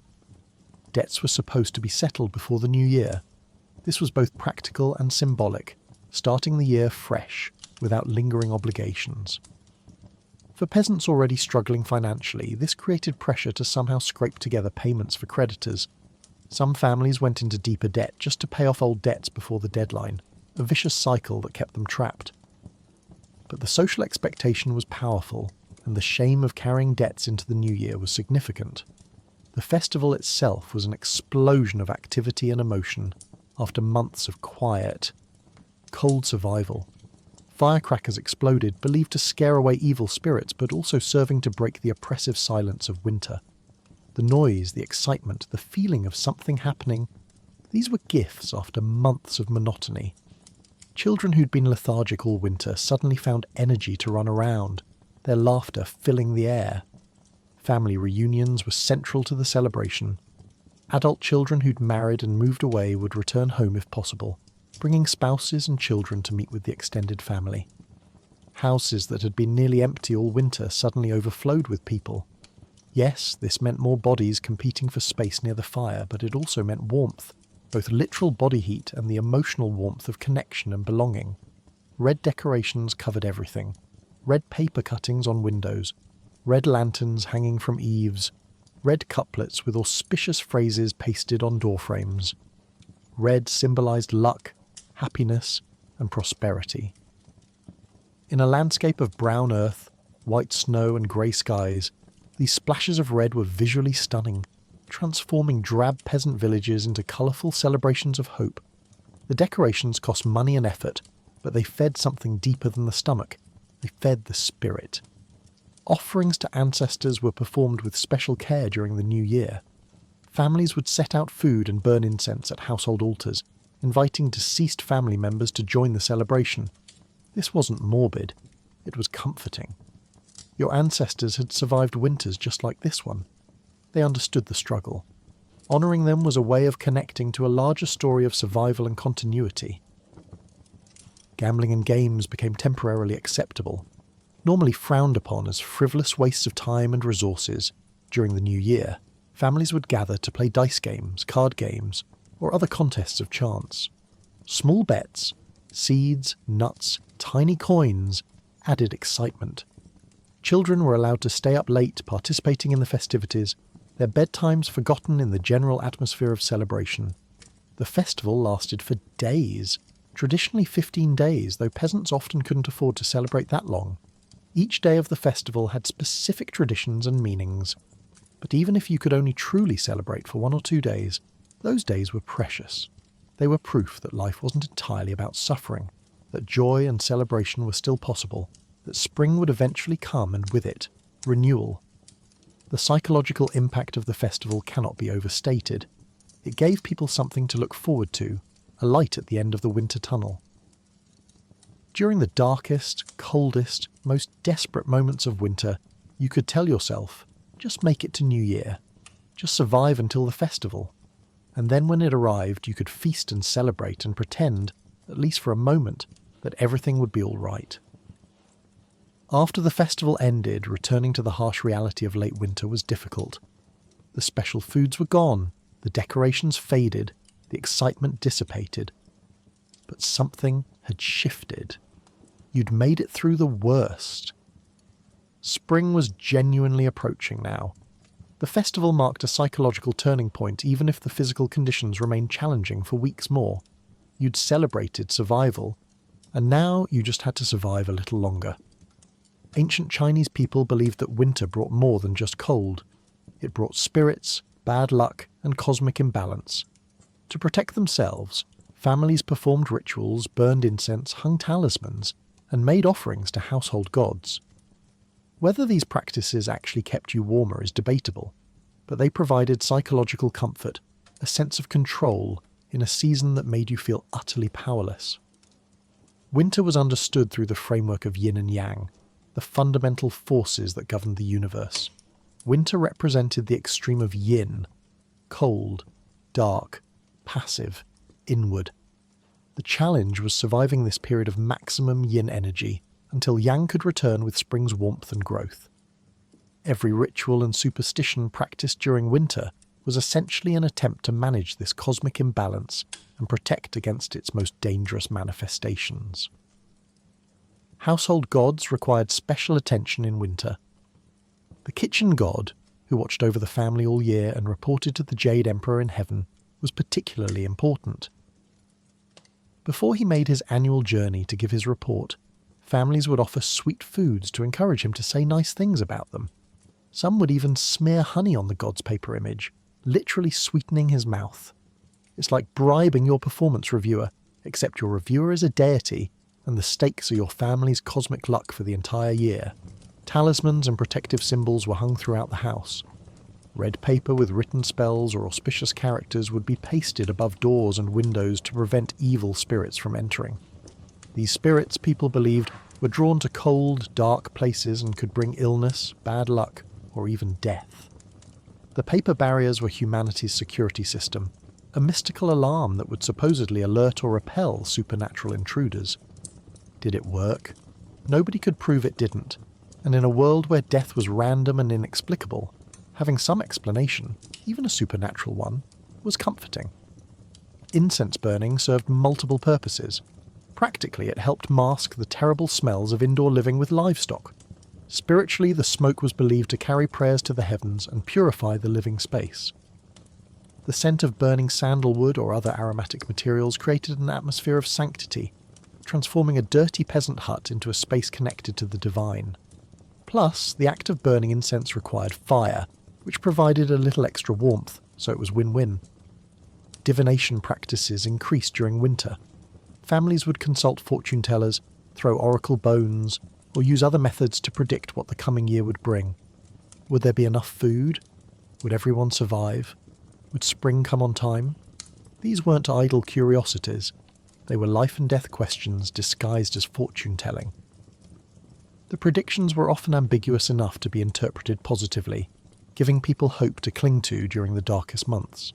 Certain behaviours were forbidden during winter based on superstitious beliefs. Some families believed that sweeping on certain days would sweep away good fortune.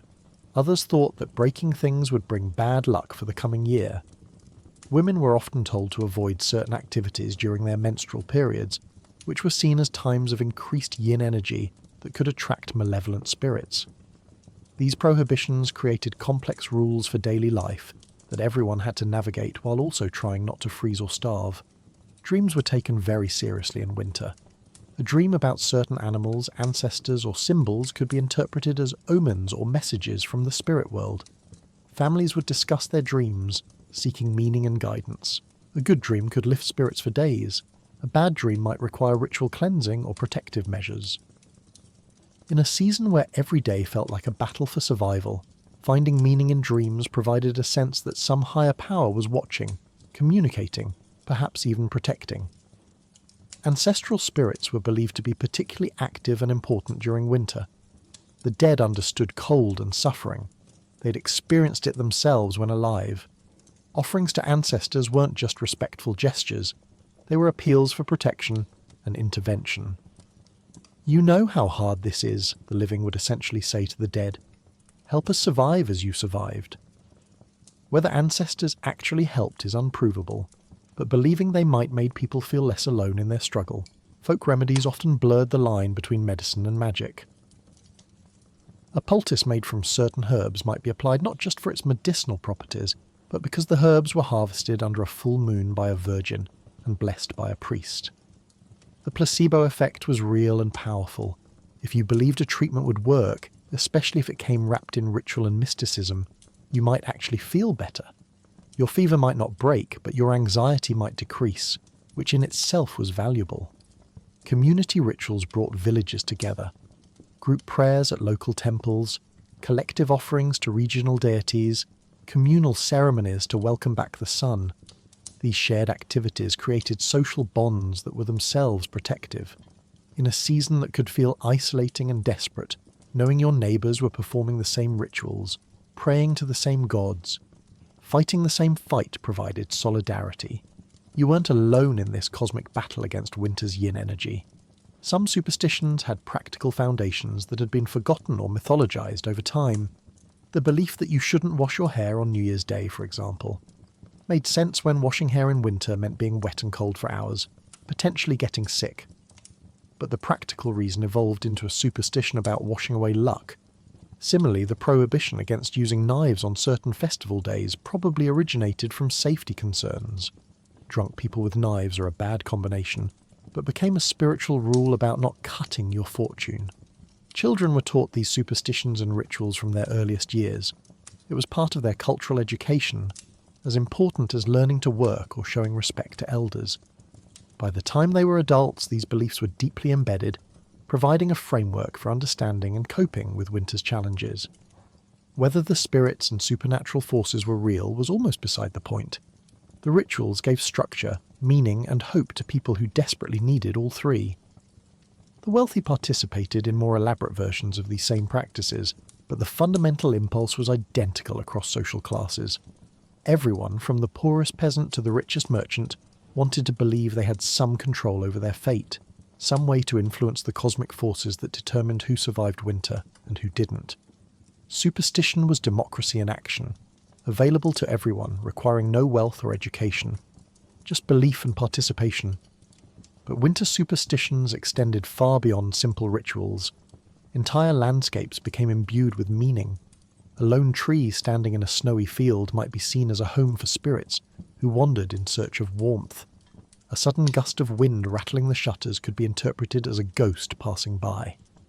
The line between natural phenomenon and supernatural intervention blurred easily when survival was uncertain.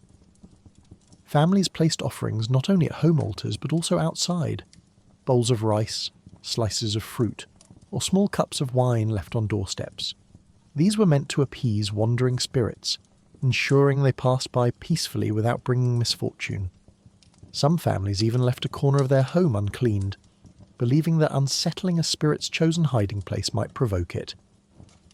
Winter festivals, most notably the Lunar New Year, were heavily shaped by superstition. Firecrackers weren't merely celebratory, they were weapons against unseen forces.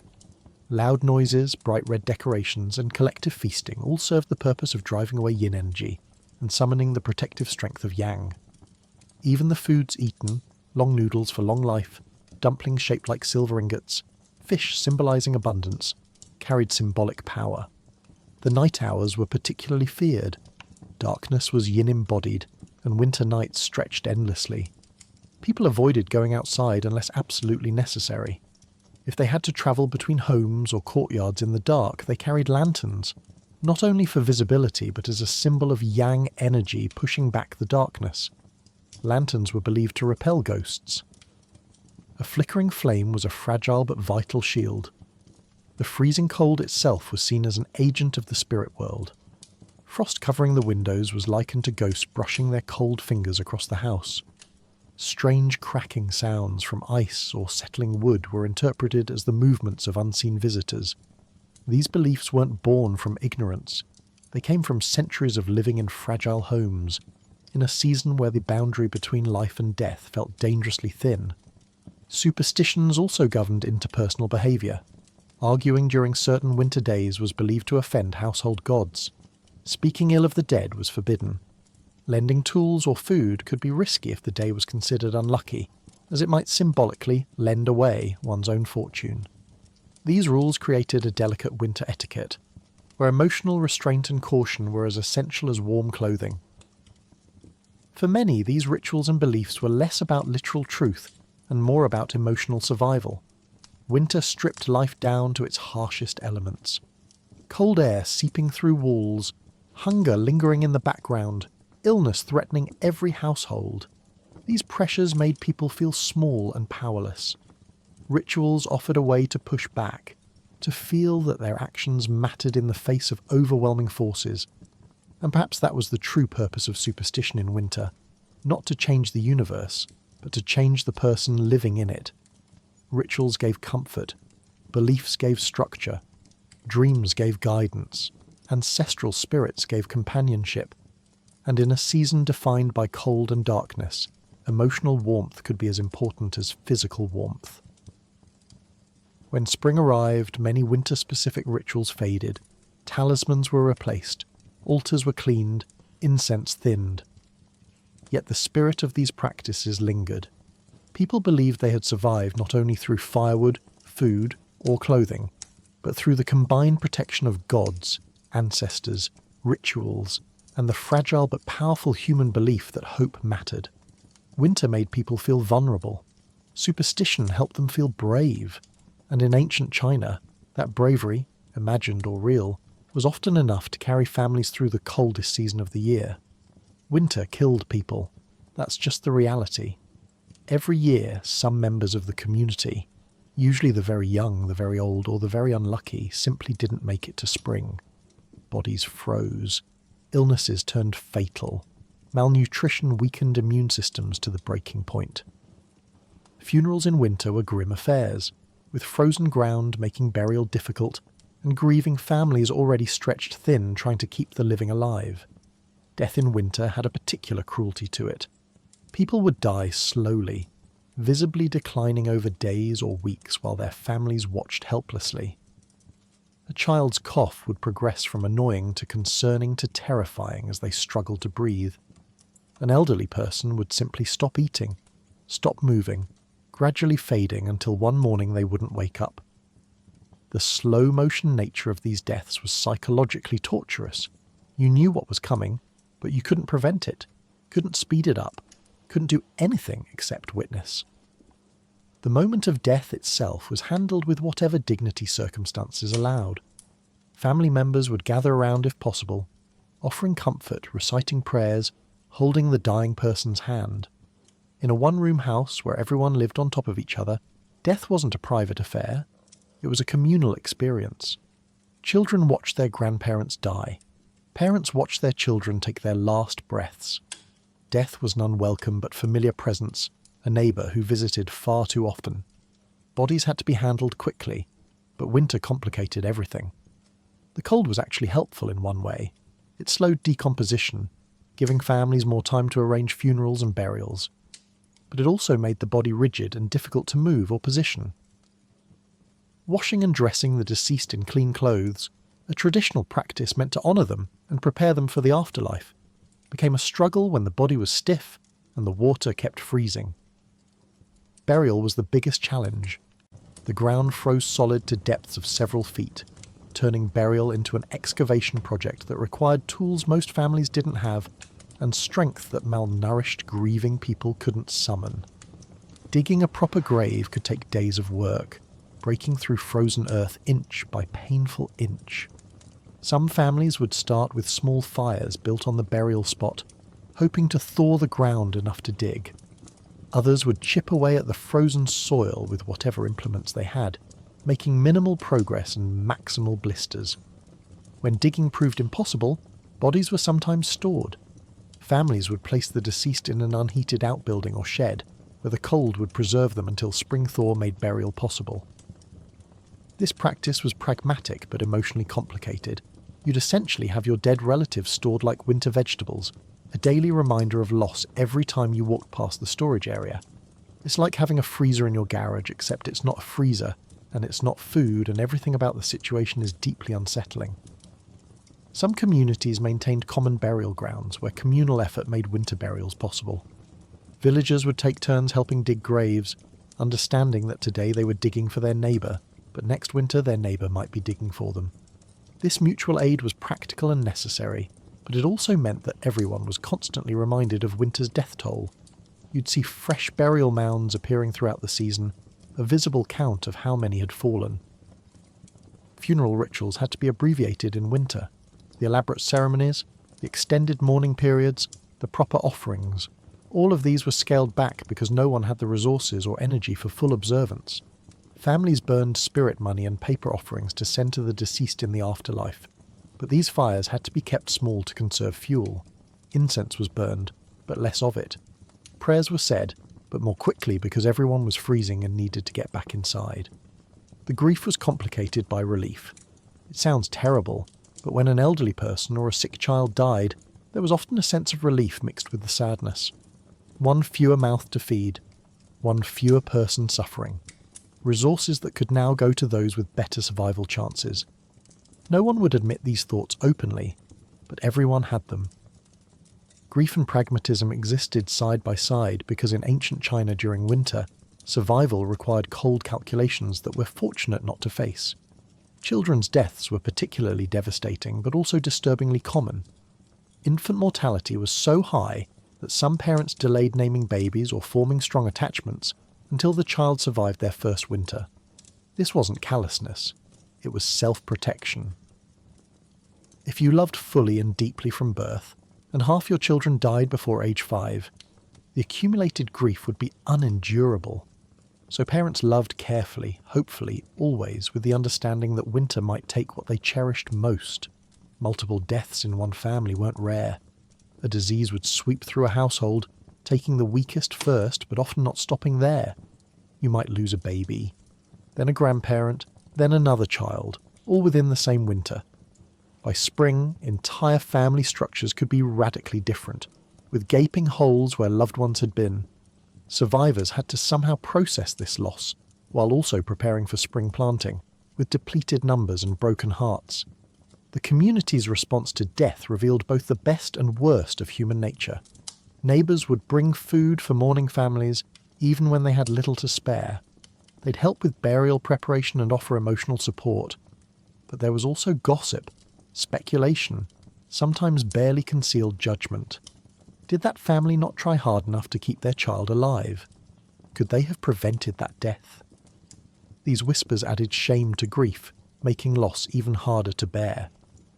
Records were kept haphazardly, if at all. Peasant deaths weren't documented with the care given to noble families.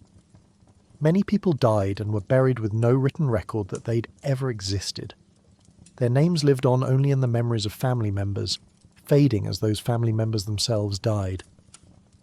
Winter's casualties were often anonymous in the historical record, countless individuals reduced to statistics about mortality rates in scholarly discussions.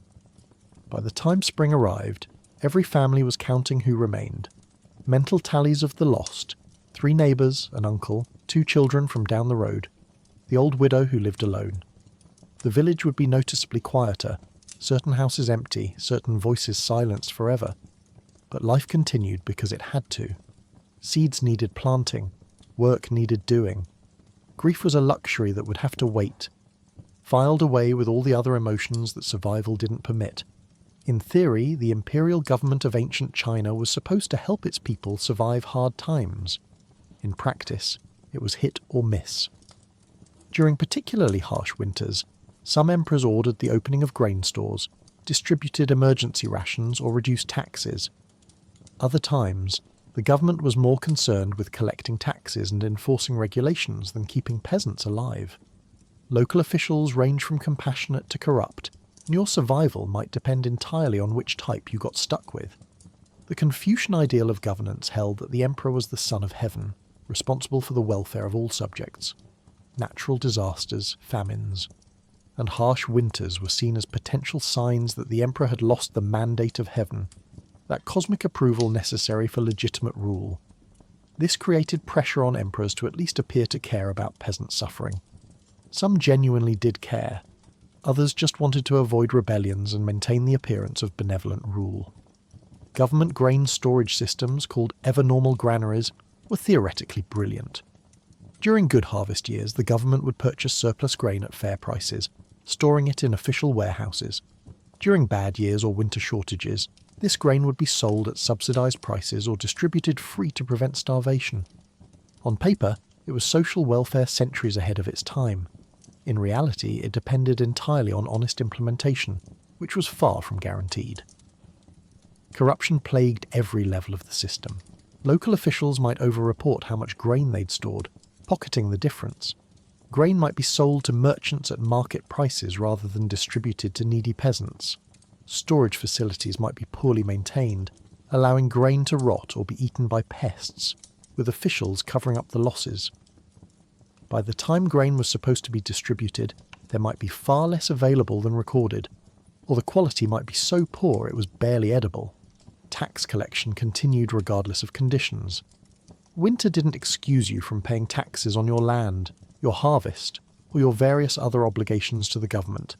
Tax collectors would arrive, demanding payment even when families were starving. If you couldn't pay in grain or money, you might have to surrender livestock, tools, or other property. Some families lost their land entirely, unable to meet tax obligations during harsh winters, becoming tenant farmers or worse. Forced labour obligations also continued year-round. The corvée system required peasants to provide a certain number of labour days annually to the government, building roads, maintaining waterways, constructing government buildings. Being called up for corvée duty in winter was particularly brutal. You'd have to leave your family, often inadequately provisioned, and perform back-breaking labour in freezing conditions. Some men never returned, dying from exposure, accidents, or illness, while fulfilling their labour obligations. Some local officials were genuinely helpful. Magistrates who understood their districts would petition higher authorities for tax relief, open local granaries proactively, and organise community relief efforts. These officials became local heroes, remembered fondly by the communities they served. But their actions often came at personal risk. Helping peasants sometimes meant reporting bad news to superiors, which could harm your career or worse. Other officials were predatory.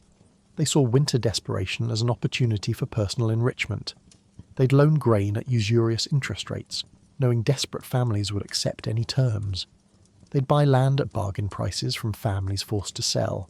They'd demand bribes for basic services or for not enforcing certain regulations too strictly. It's like dealing with a loan shark, except the loan shark has government authority and you have no legal recourse. The distance between the imperial court and rural villages meant that even well-intentioned policies often failed in implementation.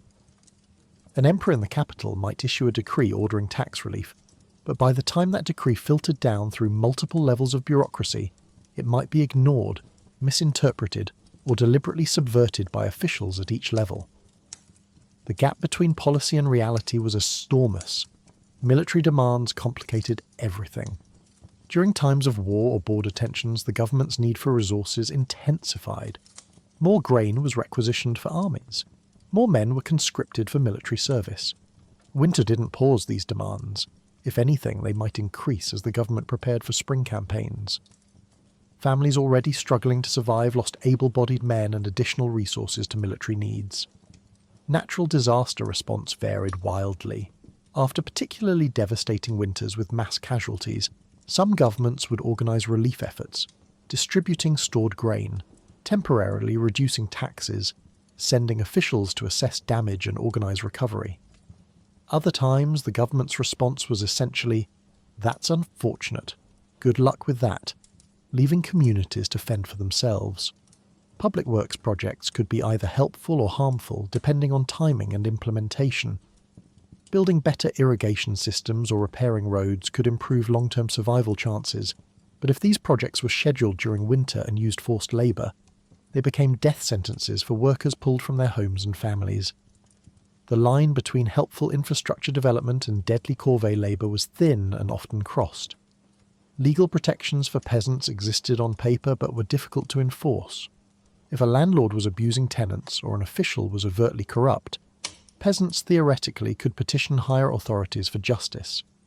In practice, this required literacy, resources to travel to administrative centres, and the courage to challenge powerful people, all of which were in short supply.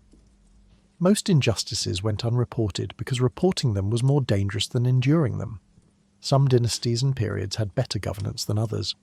During the Han Dynasty's golden periods, government infrastructure and relief systems functioned relatively well. During times of political chaos, rebellion, or dynastic transition, government services collapsed entirely and peasants were completely on their own.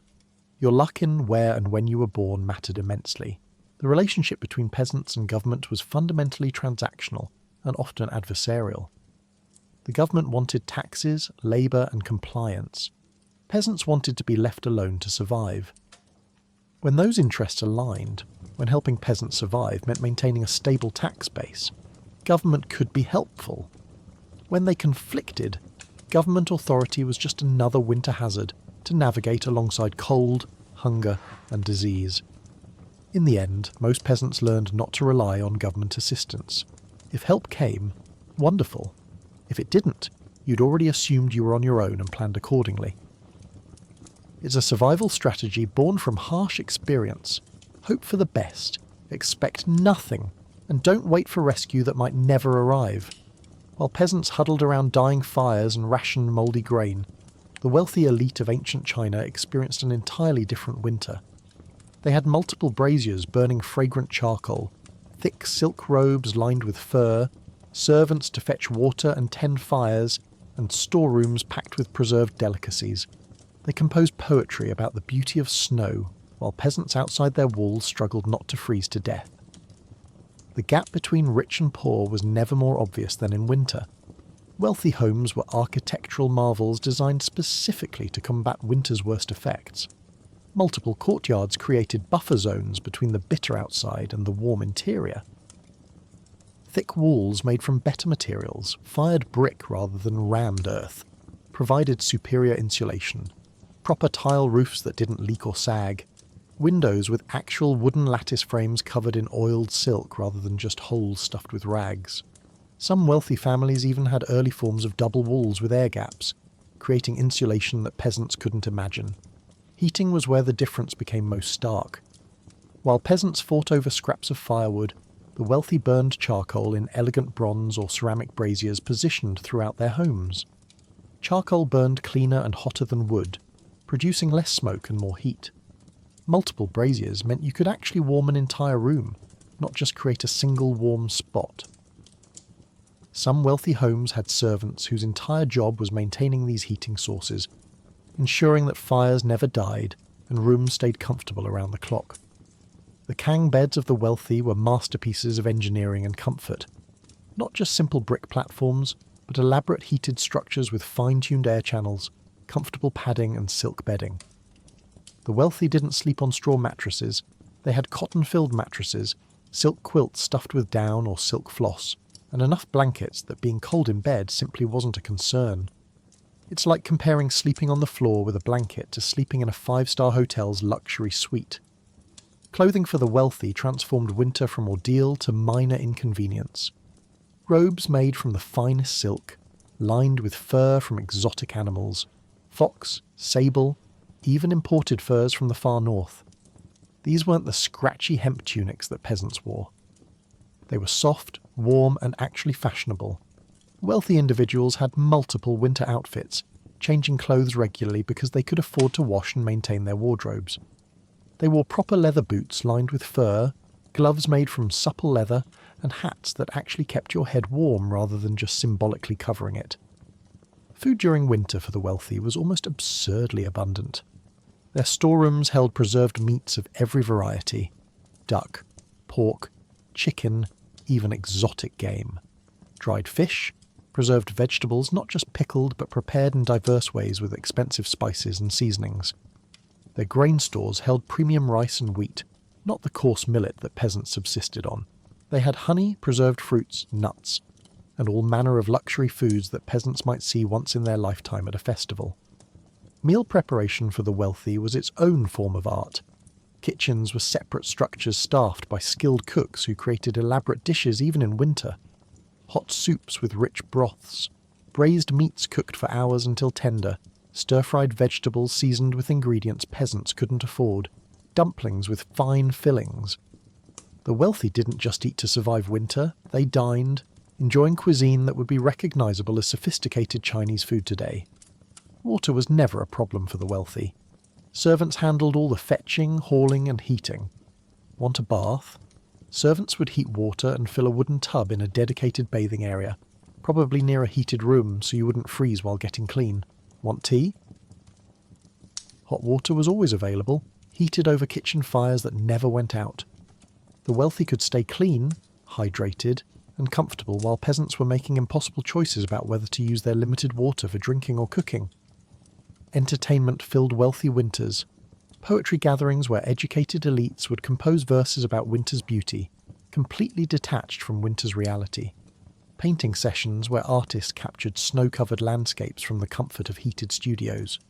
Musical performances, board games like Go or Shangqi, scholarly discussions about philosophy and literature. Winter for the wealthy wasn't a survival challenge. It was a season of refined leisure. Healthcare for the wealthy was incomparably better. They could afford the best physicians, the most expensive medicines, the rarest ingredients for remedies. When a wealthy person got sick, multiple doctors might be consulted, each bringing their expertise and competing to provide the best care. Treatments that peasants never heard of were routine for the wealthy. Complex herbal formulations, specialized acupuncture techniques, dietary therapies involving expensive foods. Social obligations for the wealthy continued unabated in winter, but in comfort.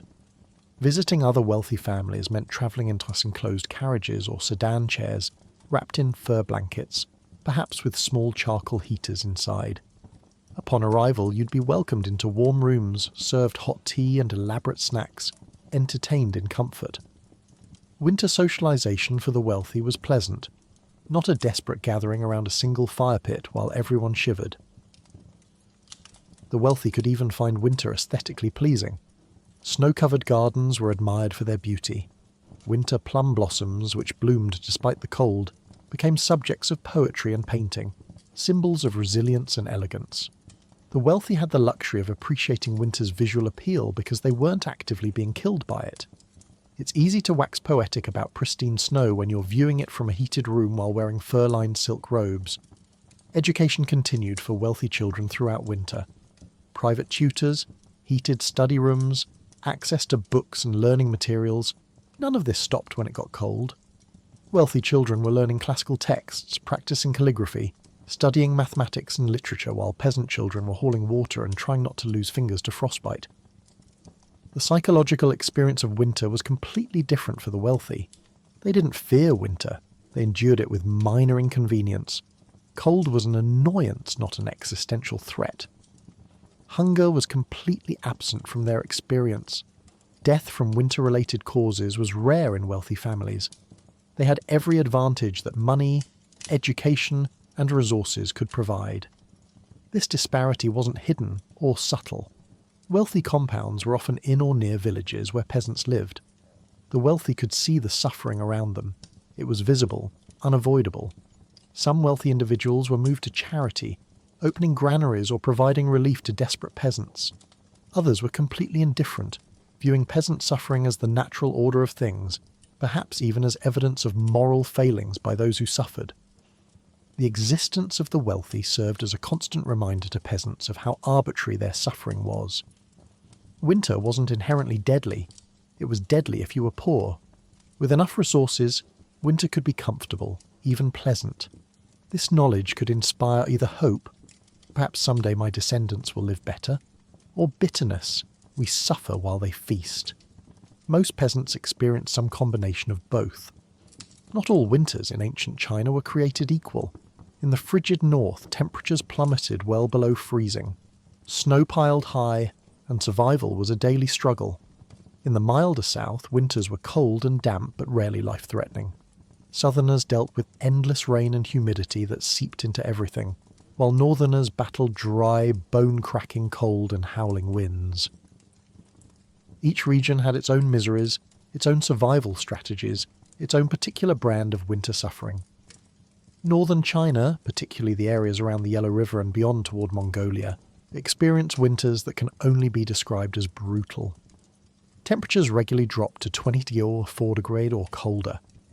The Siberian winds that swept down from the north were relentless, cutting through any clothing and finding every crack in every wall.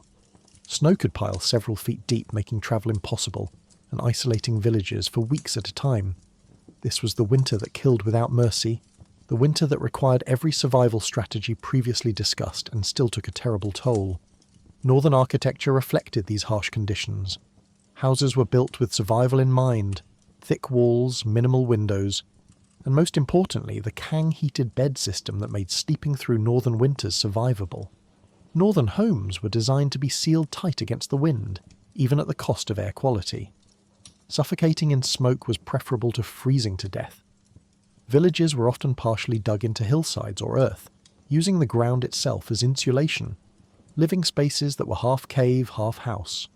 Food culture in the north developed around preservation and storage. Northerners became masters of pickling, drying and storing. Their diet relied heavily on wheat, millet, and preserved vegetables that could last through long winters. Dumplings, which could be frozen outdoors and stored for months, became a northern staple. The cuisine was designed for survival, high in calories, heavy on preserved ingredients, focused on warming the body from the inside out with hot soups and hearty stews. Southern China, especially the regions south of the Yangtze River, had fundamentally different winter challenges.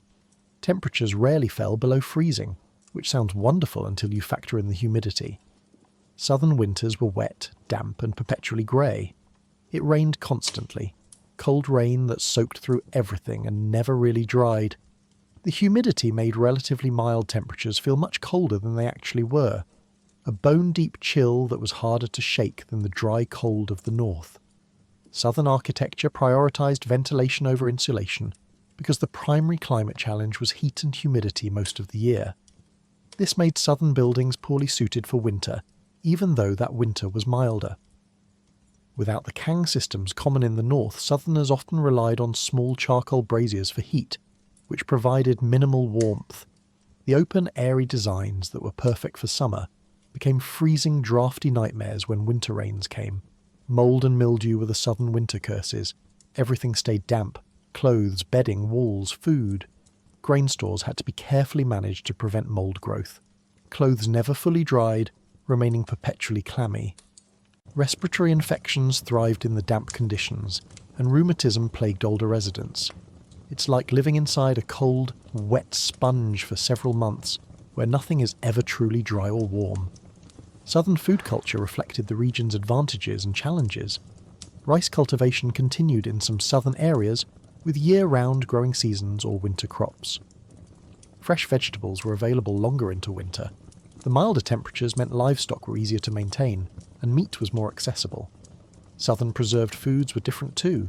More fermented items, more use of salt from coastal areas, more variety in available ingredients even during winter months. Disease patterns varied by region. Northern winters killed primarily through cold exposure, frostbite, and the direct effects of freezing temperatures. Southern winters killed through respiratory infections that thrived in damp conditions, through diseases spread in areas where human density remained high year-round, and through the cumulative effects of constant, exhausting dampness on weakened immune systems. The psychological experience differed too. Northerners knew exactly what they were up against: brutal cold that required extreme measures to survive. There was a clarity to the threat and a cultural identity built around surviving it.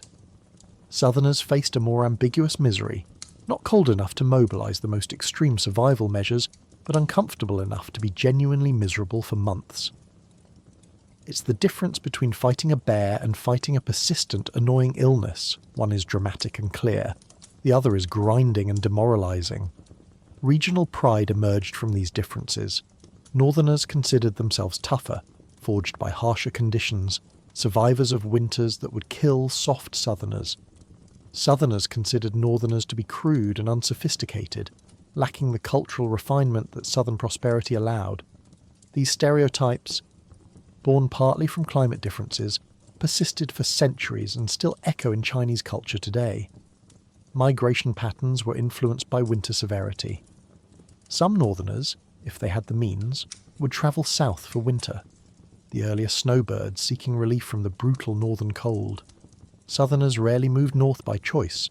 Why would you trade mild, damp winters for potentially lethal ones? This created demographic patterns, with southern regions generally more densely populated and prosperous, partly because the climate was less aggressively trying to kill everyone. Government policy sometimes recognised these regional differences. Tax collection might be adjusted based on local conditions and harvest timing. Relief efforts would be calibrated differently for northern snow disasters versus southern flooding. But often, the bureaucracy was too rigid or too distant to properly account for regional variation, applying one-size-fits-all policies to vastly different situations. Dialect and language preserved regional winter experiences in their vocabulary. Northern Chinese dialects had dozens of specific words for different types of cold, snow conditions, and winter phenomena. Southern dialects had equally specific terms for types of rain, dampness, and humidity. Language itself reflected the particular miseries each region endured, creating words for experiences that only locals would truly understand. Cultural practices diverged too. Northern New Year celebrations were indoor affairs. Nobody wanted to be outside longer than necessary. Southern celebrations could be more outdoor-oriented, with less fear of exposure. Northern folk songs and stories often featured winter as a character, a force to be respected and feared. Southern literature treated winter more as an inconvenience or a contemplative season, less as an existential threat. Both regions produced people who were tough, resilient, and capable of enduring conditions that would horrify modern populations. Whether you were facing the dry, lethal cold of the north or the damp, grinding misery of the south, you were still surviving winter in ancient China, which meant you were surviving something genuinely difficult. The specifics differed, but the fundamental challenge remained. Make it through to spring, whatever that required. After months of cold, hunger, and exhaustion, the arrival of spring was nothing short of miraculous. The first warm breeze, the first green shoots pushing through thawed soil, the first day you could go outside without every part of your body screaming in protest. These were moments of pure, unfiltered joy. Families who had survived the winter together celebrated. Fields were prepared for planting. Life, somehow, continued. The signs of spring's approach began subtly, almost teasingly. Days grew imperceptibly longer. The angle of sunlight changed, carrying slightly more warmth. Ice on water troughs took longer to form at night and melted earlier in the morning. These small changes were monitored obsessively by people who'd spent months desperate for any indication that winter's grip was loosening. Every tiny shift toward warmth felt like a victory, proof that survival was possible after all. The first truly warm day was an event. People emerged from their homes like animals from hibernation, blinking in the sunlight, moving stiffly as bodies that had been clenched against cold for months slowly relaxed. Children who'd been lethargic all winter suddenly found energy, running and playing with an enthusiasm that was almost manic. Adults stood in the sunshine, faces turned upward, soaking in warmth that felt like a blessing from the gods themselves. Spring cleaning wasn't just a tradition, it was a necessity and a catharsis. Homes that had been sealed tight against winter could finally be opened, aired out, and properly cleaned. Months of accumulated smoke, dirt, animal waste, and general filth could be swept out, scrubbed away, banished. Bedding was taken outside and beaten clean, hung in the sun to air. Walls were replastered where they'd cracked. Roofs were repaired. It was like shedding a layer of winter itself, leaving behind the grimness of survival and reclaiming spaces for living rather than just not dying. The great clothes washing began. Every winter garment was finally stripped off and scrubbed. The layers of padded jackets and pants that people had worn for months were soaked, beaten and hung to dry.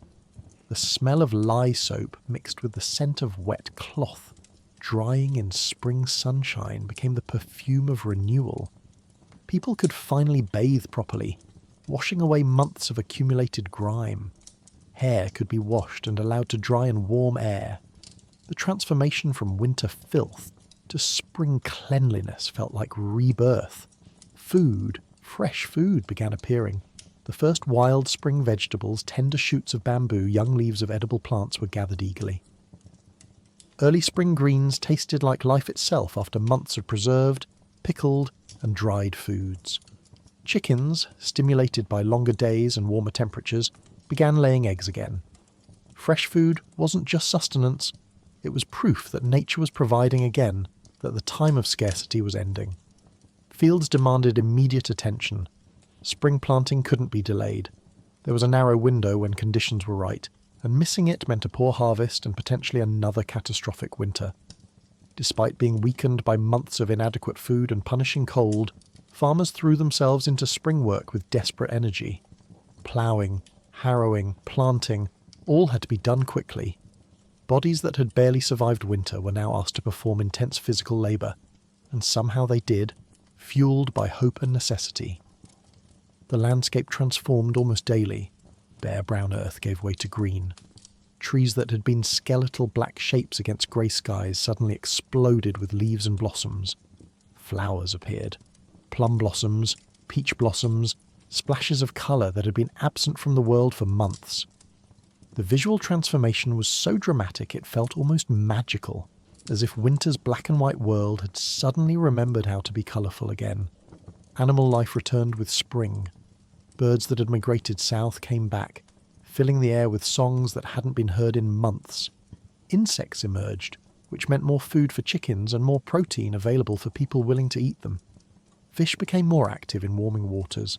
The world, which had felt empty and dead, was suddenly teeming with life again. Even the insects were welcomed. Their presence meant warmth, growth, nature functioning as it should. Babies were conceived in spring deliberately. Couples who'd avoided pregnancy during winter, either through abstinence or traditional contraceptive methods, now planned for children who would be born in late autumn or early winter, after harvest when food would be relatively abundant and before the worst cold arrived. Spring represented hope for the future in the most literal way, as families planned for new members now that survival seemed assured again. Social life resumed.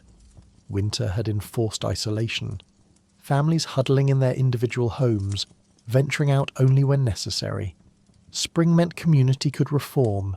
People visited neighbours, shared news, exchanged seeds for planting, helped each other with spring work. Marriages that had been delayed by winter could now take place. Festivals could be properly celebrated. The social fabric of village life, stretched thin by winter's demands, was rewoven stronger. The count was taken, both literally and emotionally. Every family assessed who had made it through and who hadn't. Empty houses were noted. Widows and orphans were identified and incorporated into other households. The dead were mourned properly, with rituals and ceremonies that had been abbreviated or impossible during winter's worst. Communities reorganised themselves around the new reality of who remained. Physical recovery began, but was slow. Bodies that had been pushed to their limits needed time to heal. People who'd been on the edge of starvation couldn't immediately return to full strength. They had to rebuild gradually. Children who'd stopped growing during winter began growing again, though some would carry the marks of winter malnutrition for life. Adults who'd lost teeth or digits, or developed chronic conditions from winter hardship learned to adapt to their new limitations. The psychological shift was perhaps the most profound. For months, life had been about nothing except survival, making it through one more day, one more night. Spring allowed people to think beyond survival, to plan, to hope, to imagine a future beyond just not dying. Depression that had settled over winter began to lift as sunlight increased and conditions improved. Not for everyone. Some were too damaged, too grief-stricken, too exhausted. But for most, spring brought renewed energy and optimism. Work, while still exhausting, felt different in spring.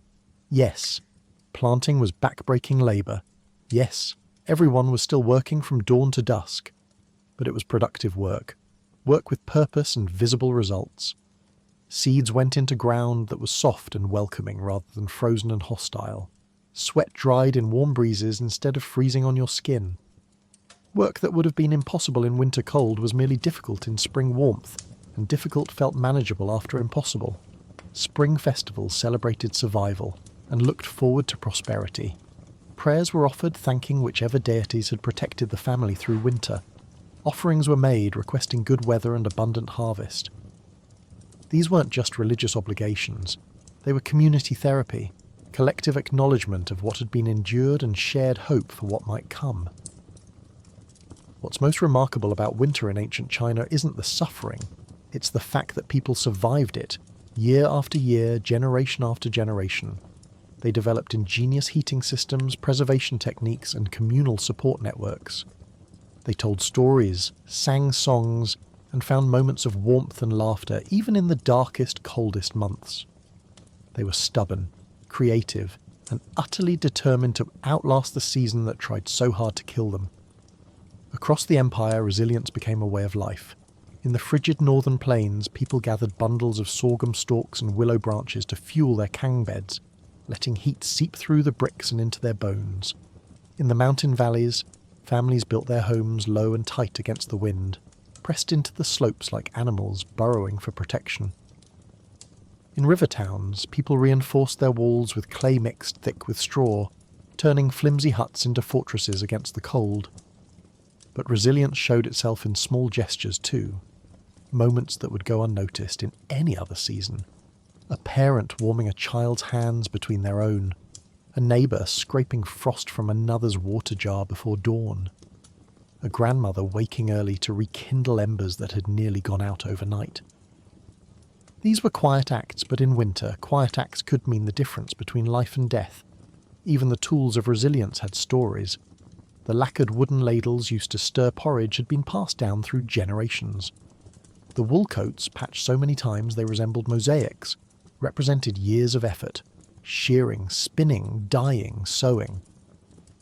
Winter taught people to value things not for their beauty but for their endurance. A bowl that didn't crack in the cold, a window shutter that didn't rattle in the wind, a roof beam that didn't bend under snow. These were small triumphs worth celebrating. Community was winter's strongest shield. When a family's firewood ran low, others shared logs without hesitation. If a roof collapsed under snow, neighbours arrived with ladders and straw ropes. Villagers faced the season as a collective, not as scattered individuals.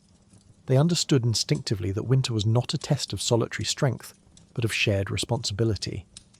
And through all this, people continued to live, not merely endure. Winter wasn't only a season of hardship, it was also a season of creativity. Children carved toys from frost-hardened sticks. Artisans etched patterns onto gourds and wood while snowstorms raged outside. Women embroidered thick fabrics by the soft glow of oil lamps, decorating the very clothes that kept their families alive. These moments of beauty didn't ignore the cold. They stood defiantly against it. Laughter existed too. Families told humorous folk tales about mischievous spirits stealing the last of the dried fish. Farmers joked about roosters who refused to crow on freezing mornings. People found warmth not only in fire but in one another. Winter's grip was strong, but human connection was stronger. In the deepest cold, when food supplies thinned and frostbite threatened fingers and toes, resilience took on a spiritual form. People prayed to ancestors for protection. They offered simple meals at home altars, steamed buns, dried fruit, cups of rice wine, hoping the spirits would guard their households. Winter reminded everyone that survival was never guaranteed. Gratitude became as essential as shelter, and then, slowly, almost imperceptibly, the world began to change. A day would arrive when snow melted a little faster. A bird would appear on a bare branch. The air would soften. Winter never disappeared all at once. It retreated step by step, defeated not by force, but by human persistence. Resilience in ancient China wasn't dramatic. It wasn't loud. It was a steady flame carried through the coldest nights. It was the belief that no matter how long winter lasted, spring would always return, so long as people held on just a little longer together. Winter turned travel in ancient China into a dangerous gamble. Roads became narrow strips of compacted ice, and mountain passes that were already treacherous became nearly impassable. Travellers wrapped their feet in multiple layers of cloth, but frostbite still claimed toes, ears, and sometimes entire lives. Caravans moved slowly, sometimes only a few miles a day, their wheels creaking in the cold as guards walked alongside them, stamping their feet just to keep sensation. Bandits knew winter starved the vulnerable, so attacks became more desperate and more violent. Even government messengers protected by law feared winter journeys. A single storm could erase paths, bury signposts, and silence travellers forever beneath drifting snow. Those who had no choice but to travel prepared with almost ceremonial seriousness. Before leaving, families packed provisions with meticulous care: dried bean curd, compressed tea bricks, strips of wind-dried meat, and small jars of pickled vegetables. Travellers carried flintstones, spare cloth wrappings, and bundles of straw that could be burned or stuffed into garments for insulation. Even so, the cold seeped through everything. Breath crystallized instantly in the air. Fingers grew stiff before a message was fully unrolled. Travellers learned to tuck their hands beneath layers, to keep their faces lowered, and to walk with a deliberate steady rhythm that conserved warmth. River crossings posed their own dangers.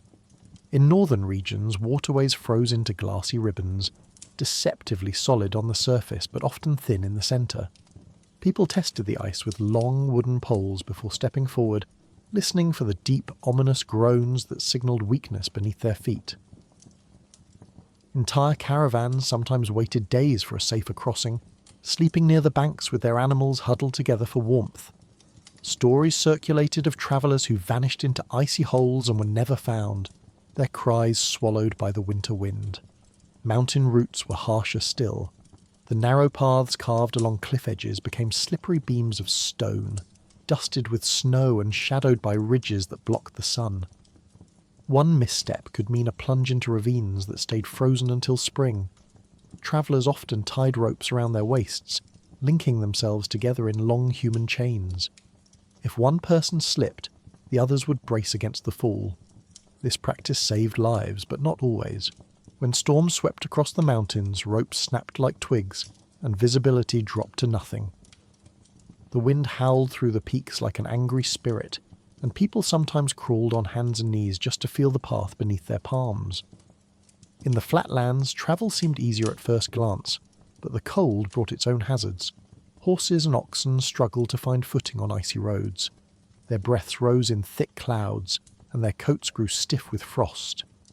Weary animals refused to move, and travellers often spent precious hours coaxing them forward. Inns along the major roads filled quickly during winter, forcing many travellers to sleep in makeshift shelters or abandoned shrines. These shelters were draughty, their roofs rattling with every gust of wind, but they offered a brief moment of refuge from the elements. Banditry became more ruthless in winter. Desperation drove criminals to strike even in poor weather, targeting travellers weighed down with supplies. Ambushes took place near gnarled trees, around bends in the road, or in narrow passes where escape was impossible. Guards travelling with caravans walked with spears tucked beneath cloaks, eyes constantly scanning the white horizon. Yet sometimes even vigilance wasn't enough. Snow muffled sound. Footsteps vanished. A group of attackers could descend from nowhere, their silhouettes blending with the bleak landscape. Government couriers felt the pressure more than anyone. Charged with delivering messages vital to the empire, they travelled regardless of weather. Wrapped in heavy cloaks marked with official seals, they rode fast horses bred for endurance. Still, a sudden blizzard could trap them between outposts, leaving them to take shelter under rocky overhangs or inside hollowed tree trunks. Couriers carried emergency pouches filled with medicinal herbs, candles and powders for starting fires, but supplies could only go so far. Many died anonymously on the long frozen roads, their messages lost with them. For most people, winter travel was not an act of ambition but necessity. Seeking food, visiting family, answering summons from distant elders, or bringing grain to markets before it spoiled. Every journey became a test of endurance, forcing travellers to rely on instinct, preparation and luck. They measured distance not in miles but in days survived, and when, at last, a traveller reached a destination, an inn, a village gate, a friend's home, they carried the marks of the journey with them, chilled bones, cracked skin, and a weary gratitude for warmth. Their stories reminded others that winter in ancient China did not merely resist movement, it actively fought against it. Every road was a risk, every mile was earned, and for countless travellers across the centuries the cold was not just an obstacle, it was a silent adversary that watched, waited, and claimed those who underestimated its power. Beyond hunger and cold, the winter months brought something more insidious. Silence. Nights stretched for hours, and villages that bustled during warmer seasons became still, their courtyards empty and their workshops silent. People spent long evenings indoors, illuminated only by dim oil lamps whose flicker reminded them how close darkness truly was. Isolation crept in. The crack of ice on a distant pond or the howl of a winter wind became unsettling reminders of how fragile life was. Winter tested not only the body but the mind, forcing people to confront loneliness, fear, and uncertainty with nothing but stories, rituals, and each other to keep despair away. As the days shortened, people felt time itself slow down. Morning light arrived reluctantly, filtered through layers of frost that clung to every window pane. Shadows stretched long across the floorboards. Evening descended early, swallowing colour, sound, and warmth with it. Families adjusted their rhythms to the season's demands, rising later, sleeping earlier, and moving through the day with a muted deliberateness. But no matter how carefully they adapted, the long nights pressed in on them all the same. The silence was not peaceful, it was heavy, an ever-present weight that settled over homes and villages alike. Farmers who spent spring and summer surrounded by the noise of irrigation ditches and croaking frogs now listened to nothing but the faint scratching of the wind against wooden shutters. Children who once chased each other along dusty paths now sat quietly near the fire, their voices subdued as if afraid to disturb the stillness outside. This quiet gave winter a strange kind of authority. Sounds that would have gone unnoticed in warmer months suddenly became unsettling. The distant snap of a frozen tree limb could jolt a household awake. A dog barking somewhere in the night made people wonder what it sensed in the darkness. Even the echo of one's own footsteps seemed louder, as though winter magnified every reminder of one's solitude. Families coped in different ways. Some recited poetry aloud, repeating lines that ancestors had passed down. Others told folk tales about spirits wandering the snowy fields, stories meant to entertain but also to caution. These tales gave shape to the fears people already felt, transforming nameless anxieties into recognizable characters. The lonely ghost searching for warmth, the mountain spirit who guarded travellers, the frost demon who crept along rooftops. By giving fear a face, people made it easier to bear. But even stories eventually faded, leaving long stretches of quiet to navigate. Winter forced introspection on those who lived through it. With work slowed and social life diminished, people found themselves facing thoughts they would normally outrun. Worries about food supplies, illness, debts, and family weighed heavily in the stillness. Nights could feel endless, and the uncertainty of when the next storm might arrive added a persistent tension. This mental strain affected the entire community. Elders felt it most acutely. With joints aching from cold and memories stirred by the endless nights, they often spoke of winters long past, some harsh, some merciful, all remembered vividly. Their stories carried warnings: families that failed to store enough grain, travellers who underestimated the cold, neighbours lost in a sudden blizzard. Young people listened closely, absorbing not just the history, but the gravity of winter's psychological toll. Children, too, felt the pressure of the season. Confined indoors, they grew restless and anxious. Mothers soothed them with lullabies, their soft voices competing with the moan of wind beneath the eaves. Games had to be quiet so as not to disturb sleeping elders or blow out fragile oil lamps. When children asked why winter felt so scary, adults answered simply, "Because the world is asleep, and we must wait for it to wake." Communal gatherings became essential. Temple visits, small markets, festivals, and shared meals broke the monotony of isolation. Even brief interactions, borrowing salt, delivering firewood, checking on an ailing neighbour, provided relief from the oppressive stillness. Winter taught people that the mind needed as much warmth as the body, and companionship was often the only cure. The silence eventually changed people. It made them cautious, reflective, and patient. It taught them to listen, to the environment, to one another, and to their own thoughts. The long nights stripped life down to its essentials, revealing both vulnerabilities and strengths normally hidden beneath the busyness of warmer seasons. And yet, for all its weight, silence also carried a strange beauty. On rare calm nights, when the wind rested and the frost shimmered beneath moonlight, the world felt suspended in time.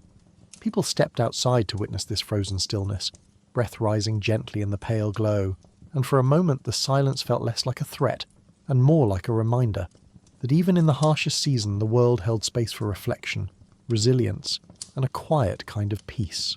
Cold weather did not just freeze crops, it froze lungs, joints, and circulation. Winter illnesses, respiratory infections, fevers, and joint pains flourished when people huddled in cramped rooms with poor ventilation.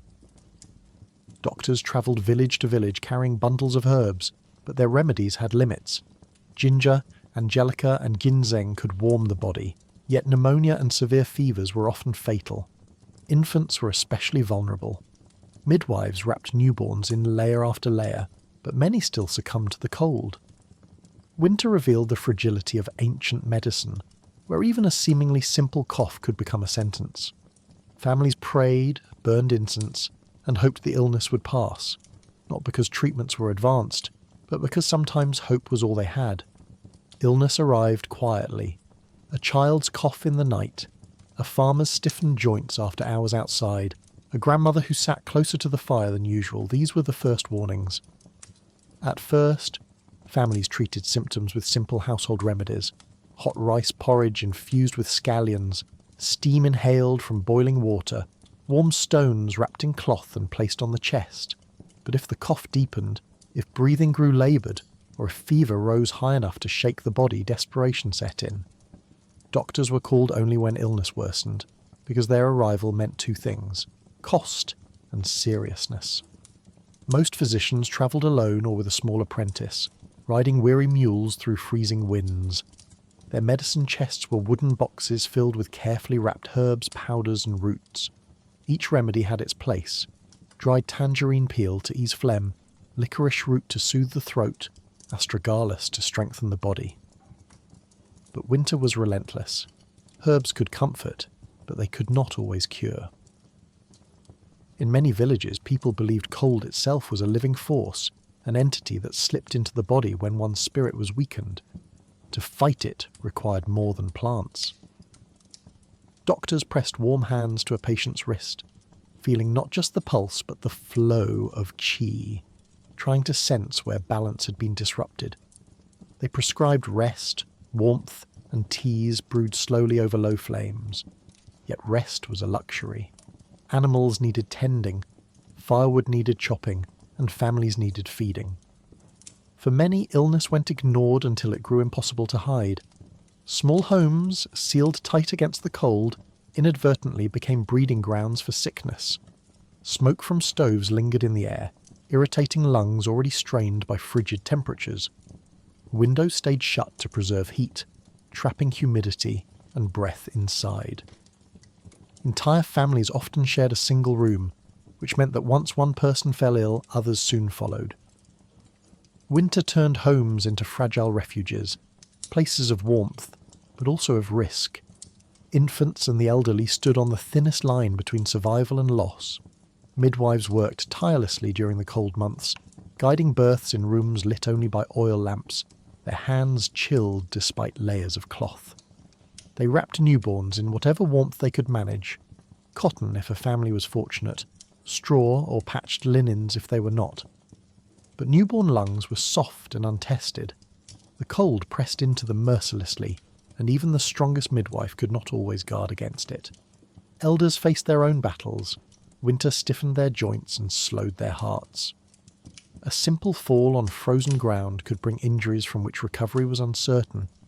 Many had endured dozens of winters already, and each one left its mark. Families cared for their elders tenderly, offering warm teas, rubbing salves onto painful knees and keeping them close to the fire. But when illness struck, everyone knew the truth. The winter season had claimed many elders before, and it would continue to claim more. Communities fought back in small but meaningful ways. Temples burned incense day and night, the smoke curling upward like prayers woven into the cold air. Families made offerings to ancestors, seeking their protection. Healers brewed great pots of warming soup for the sick, stirring the broth with slow, careful movements. These gestures did not cure disease, but they strengthened spirits. And in winter, spirit mattered. Still, winter remained indifferent. A fever might break suddenly, leaving a family relieved and exhausted. Or it might linger, rising and falling unpredictably until strength faded. People knew the sound of mourning too well. The quiet wails, the rustle of funeral cloth, the soft thud of the earth on a wooden coffin. Winter rarely allowed time to grieve. Life carried on because it had to. Fires needed tending. Crops needed preserving. Animals needed feeding. Yet, amidst all this hardship, there was endurance. Ancient Chinese medicine, though limited, carried the wisdom of countless generations. These remedies, imperfect, improvised, and deeply human, gave people dignity and a fighting chance. Winter exposed the limits of the body, but it also revealed something else, the will to preserve life, even when the cold seemed determined to take it. In every illness survived, in every fever that finally receded, there was a quiet triumph, a reminder that even in a world of fragile remedies and harsh winters, people refused to surrender to the cold. Winter's greatest cruelty often arrived not in its first frost, but in its final weeks. As the season dragged on, stored grain dwindled, dried vegetables vanished from jars, and families watched their supplies shrink with unsettling speed. Late winter, known in some regions as the hungry month, pushed people to their limits. Porridge grew thinner. Bowls were shared between more mouths. Children were fed first, elders last. In the poorest villages, people boiled tree bark, chewed on leather straps, or ground wild grasses into bitter flour just to quiet the gnawing in their stomachs. When spring finally arrived, it brought more than warmth. It brought survival. Every green bud, every sprout, every fish newly returned to thawing rivers was a reminder that the harshest hunger had passed. But getting to that moment was a test that many did not survive. The cycle began long before winter arrived. During autumn, harvest dictated the fate of entire communities. If the grain was plentiful, granaries filled quickly, and families breathed easier knowing the cold months could be endured. If the harvest was poor, if rains came at the wrong time, if pests devoured crops, if war disrupted fields, fear crept in early. People measured each sack of millet and rice with almost ceremonial seriousness, calculating how many months the food might last if carefully rationed. The math was simple, but unforgiving. A handful too many in one meal could mean a meal too few in the future. Once winter set in, those calculations became reality. Families cooked the same stored staples day after day, stretching them in clever ways. Millet was ground finer, rice was boiled longer, vegetables were cut thinner. What had once been hearty meals in autumn became modest bowls of porridge by midwinter. The first half of the season was manageable. Food was scarce, but not yet alarming. People still believed their supplies were enough. Barely, but enough. But late winter changed everything. The final weeks before spring were a time ancient Chinese people approached with dread. Snow still covered the fields, river ice remained thick and unmoving, and nothing green emerged yet from the soil. The granaries stood like silent judges beside courtyards and storehouses. Every day someone opened the wooden doors, looked inward, and measured the slow, terrifying return of emptiness. Families tried to stretch their food in ways that would seem unimaginable today. A single pot of congee fed multiple people. A few dried herbs transformed boiling water into what passed for soup. Salt, if one had any, was used sparingly. Oil was treasured and used only on the coldest days, when the body needed its warmth. Children were encouraged to sleep earlier, so hunger would trouble them less. Elders often pretended they had already eaten, quietly passing their share to the younger ones. Hunger hollowed out not just stomachs, but emotions. Tempers shortened. joy became rare. Even laughter grew quieter, as though energy itself had to be conserved. People also turned to nature for help, though nature in late winter offered very little. They foraged for edible bark from willow and pine, scraped moss from stones, and dug through snow-covered fields in search of leftover tubers the harvest had missed. These foods were not pleasant, but they were enough to keep the body moving. Barely. Some regions used famine foods passed down through generations. Villagers ground acorns into powder, washed them repeatedly to remove bitterness, then shaped the paste into cakes. Others boiled reeds and dried grasses into fibrous, tasteless strands. In the mountains, families ate wild ferns and mushrooms preserved from the previous spring, each bite carrying the faint memory of warmer months. Still, hunger persisted. Communities faced difficult decisions during these weeks. If neighbouring families struggled as well, sharing food helped everyone survive, but it also risked leaving everyone with too little. Yet refusing to share brought its own kind of suffering.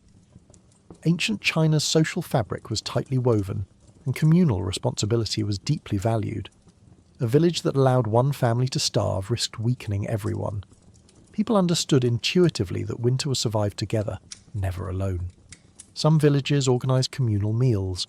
Each family contributed whatever they could spare. A handful of grains, a bit of dried meat, a small portion of pickled vegetables.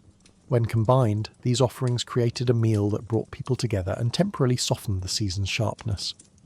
Sitting around the fire, sharing a pot of hot porridge, reminded everyone that hunger was easier to face with company. Even so, there were limits. Generosity could not produce food where none existed. When granaries reached their final depths, people relied on hope that the weather would warm soon, that the first wild greens would appear early, that spring rains would not delay. Government relief varied depending on the era and dynasty. In some periods, especially during stable rains, officials were instructed to open state granaries to feed the starving. Grain was distributed carefully, with registries and community leaders overseeing the process. These relief efforts saved countless lives, but in times of political turmoil, war or corruption, such aid was unreliable or non-existent. Many villages, especially those far from administrative centres, could not depend on the state to intervene. Despite the hardships, people endured with remarkable creativity. They developed methods to reduce hunger's grip. One technique was drinking hot water or tea, not for flavour, but to fill the stomach and create the illusion of fullness. Another was chewing on roasted grains one by one, savouring each kernel. Some placed warm stones against their stomachs to ease the ache. These were simple acts, but they helped people withstand the long wait for spring. Religion and ritual also played a vital role in surviving the hungry months. Families offered bowls of porridge to protective deities, hoping for mercy. Monks in remote temples boiled great pots of vegetable broth for villagers who travelled through deep snow to seek comfort. Candlelit altars glowed faintly in homes, the flickering flames reflecting the fragile hope that the season would end soon. But late winter brought more than physical hunger, it brought psychological strain. People dreamed of food. They woke in the night with the taste of imagined meals on their tongues. Hunger sharpened their senses, making the smell of cooking from another home both comforting and tormenting. The mind became as starved as the body. Children grew quiet, their energy drained. Adults became slower in speech and movement. Every thought revolved around survival. How many days the remaining grain could last, whether to cut rations further, whether to attempt a dangerous trip to a neighbouring region rumoured to have more supplies. Hunger made decisions heavier. It turned time thick and slow. Yet for all its cruelty, late winter also revealed something profound about the people of ancient China. Endurance was woven into their lives. Hunger did not erase their compassion. Families continued to care for one another tenderly. Parents saved the best morsels for children. Children showed extraordinary maturity, refusing extra portions so younger siblings could eat. Elders tried to lighten spirits with stories, teaching the next generation that hunger was a test that countless ancestors had survived before them. Then, at last, the world began to change. The first sign was not warmth, but sound. The distant dripping of melting snow, the soft groan of ice shifting on the river. Soon after came the sight of tiny green shoots piercing the thawing earth. These fragile sprouts held more power than entire granaries. They signalled relief. Villagers returned to the fields even before the soil fully thawed. They collected wild vegetables like shepherd's purse, mugwort, young bamboo shoots, and tender leaves that emerged bravely in the cold air. These greens tasted sharp and earthy, but after months of scarcity they were a feast. Fishing resumed as rivers opened. Traps were set. Nets were cast. The first fish of the season was celebrated like a festival. Families gathered around steaming pots, watching as clear broth turned cloudy with fat. Children laughed again. Elders closed their eyes in gratitude. With spring's arrival, hunger loosened its grip. Late winter had tested everyone. Some survived through careful rationing, some through community support, and some through sheer will. But no one emerged from the hungry months unchanged. The memory of emptiness lingered, shaping how people approached food, storage, generosity, and preparation for years to come. In ancient China, winter was always a threat, but hunger at the end of winter was its final strike, a lingering cruelty that arrived just when people believed they had endured the worst.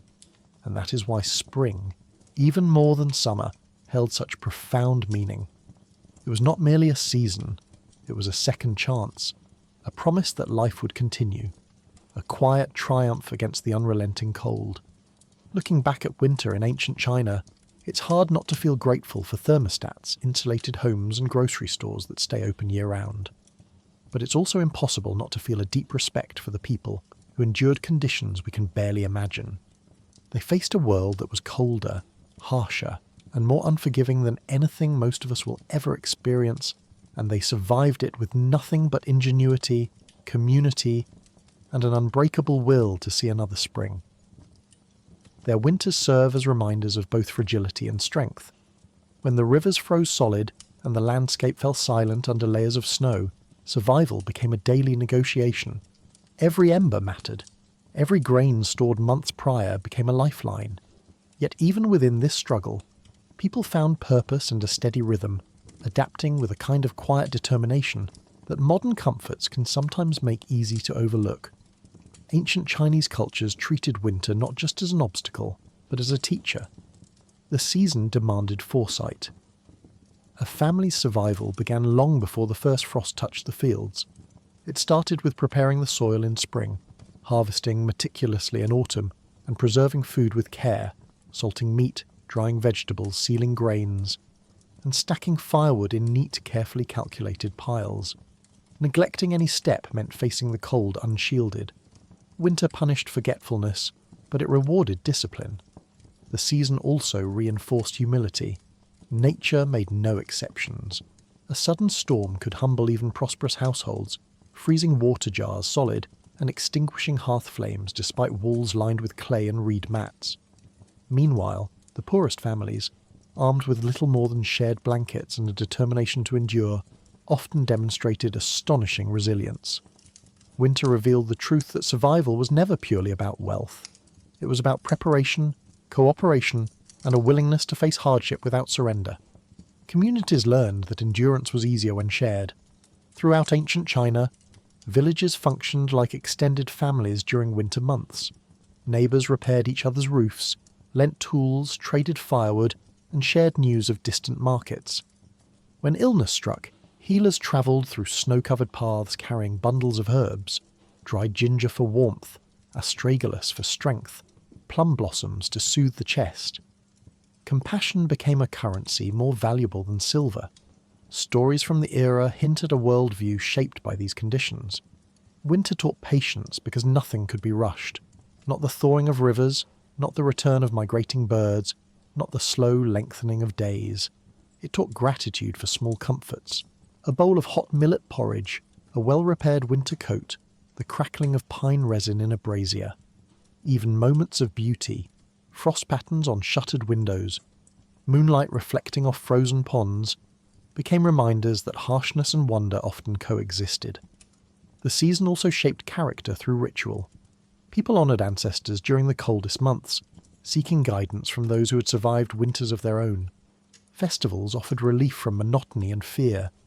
The brewing of laba congee, the lighting of lanterns, and the exchange of blessings during the new year were not mere celebrations.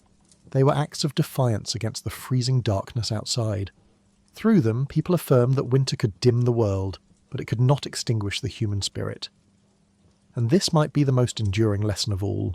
Resilience isn't dramatic, it's quiet, ordinary. It lives in routines repeated without complaint, in shared burdens, in the steady resolve to endure today so that tomorrow might be gentler.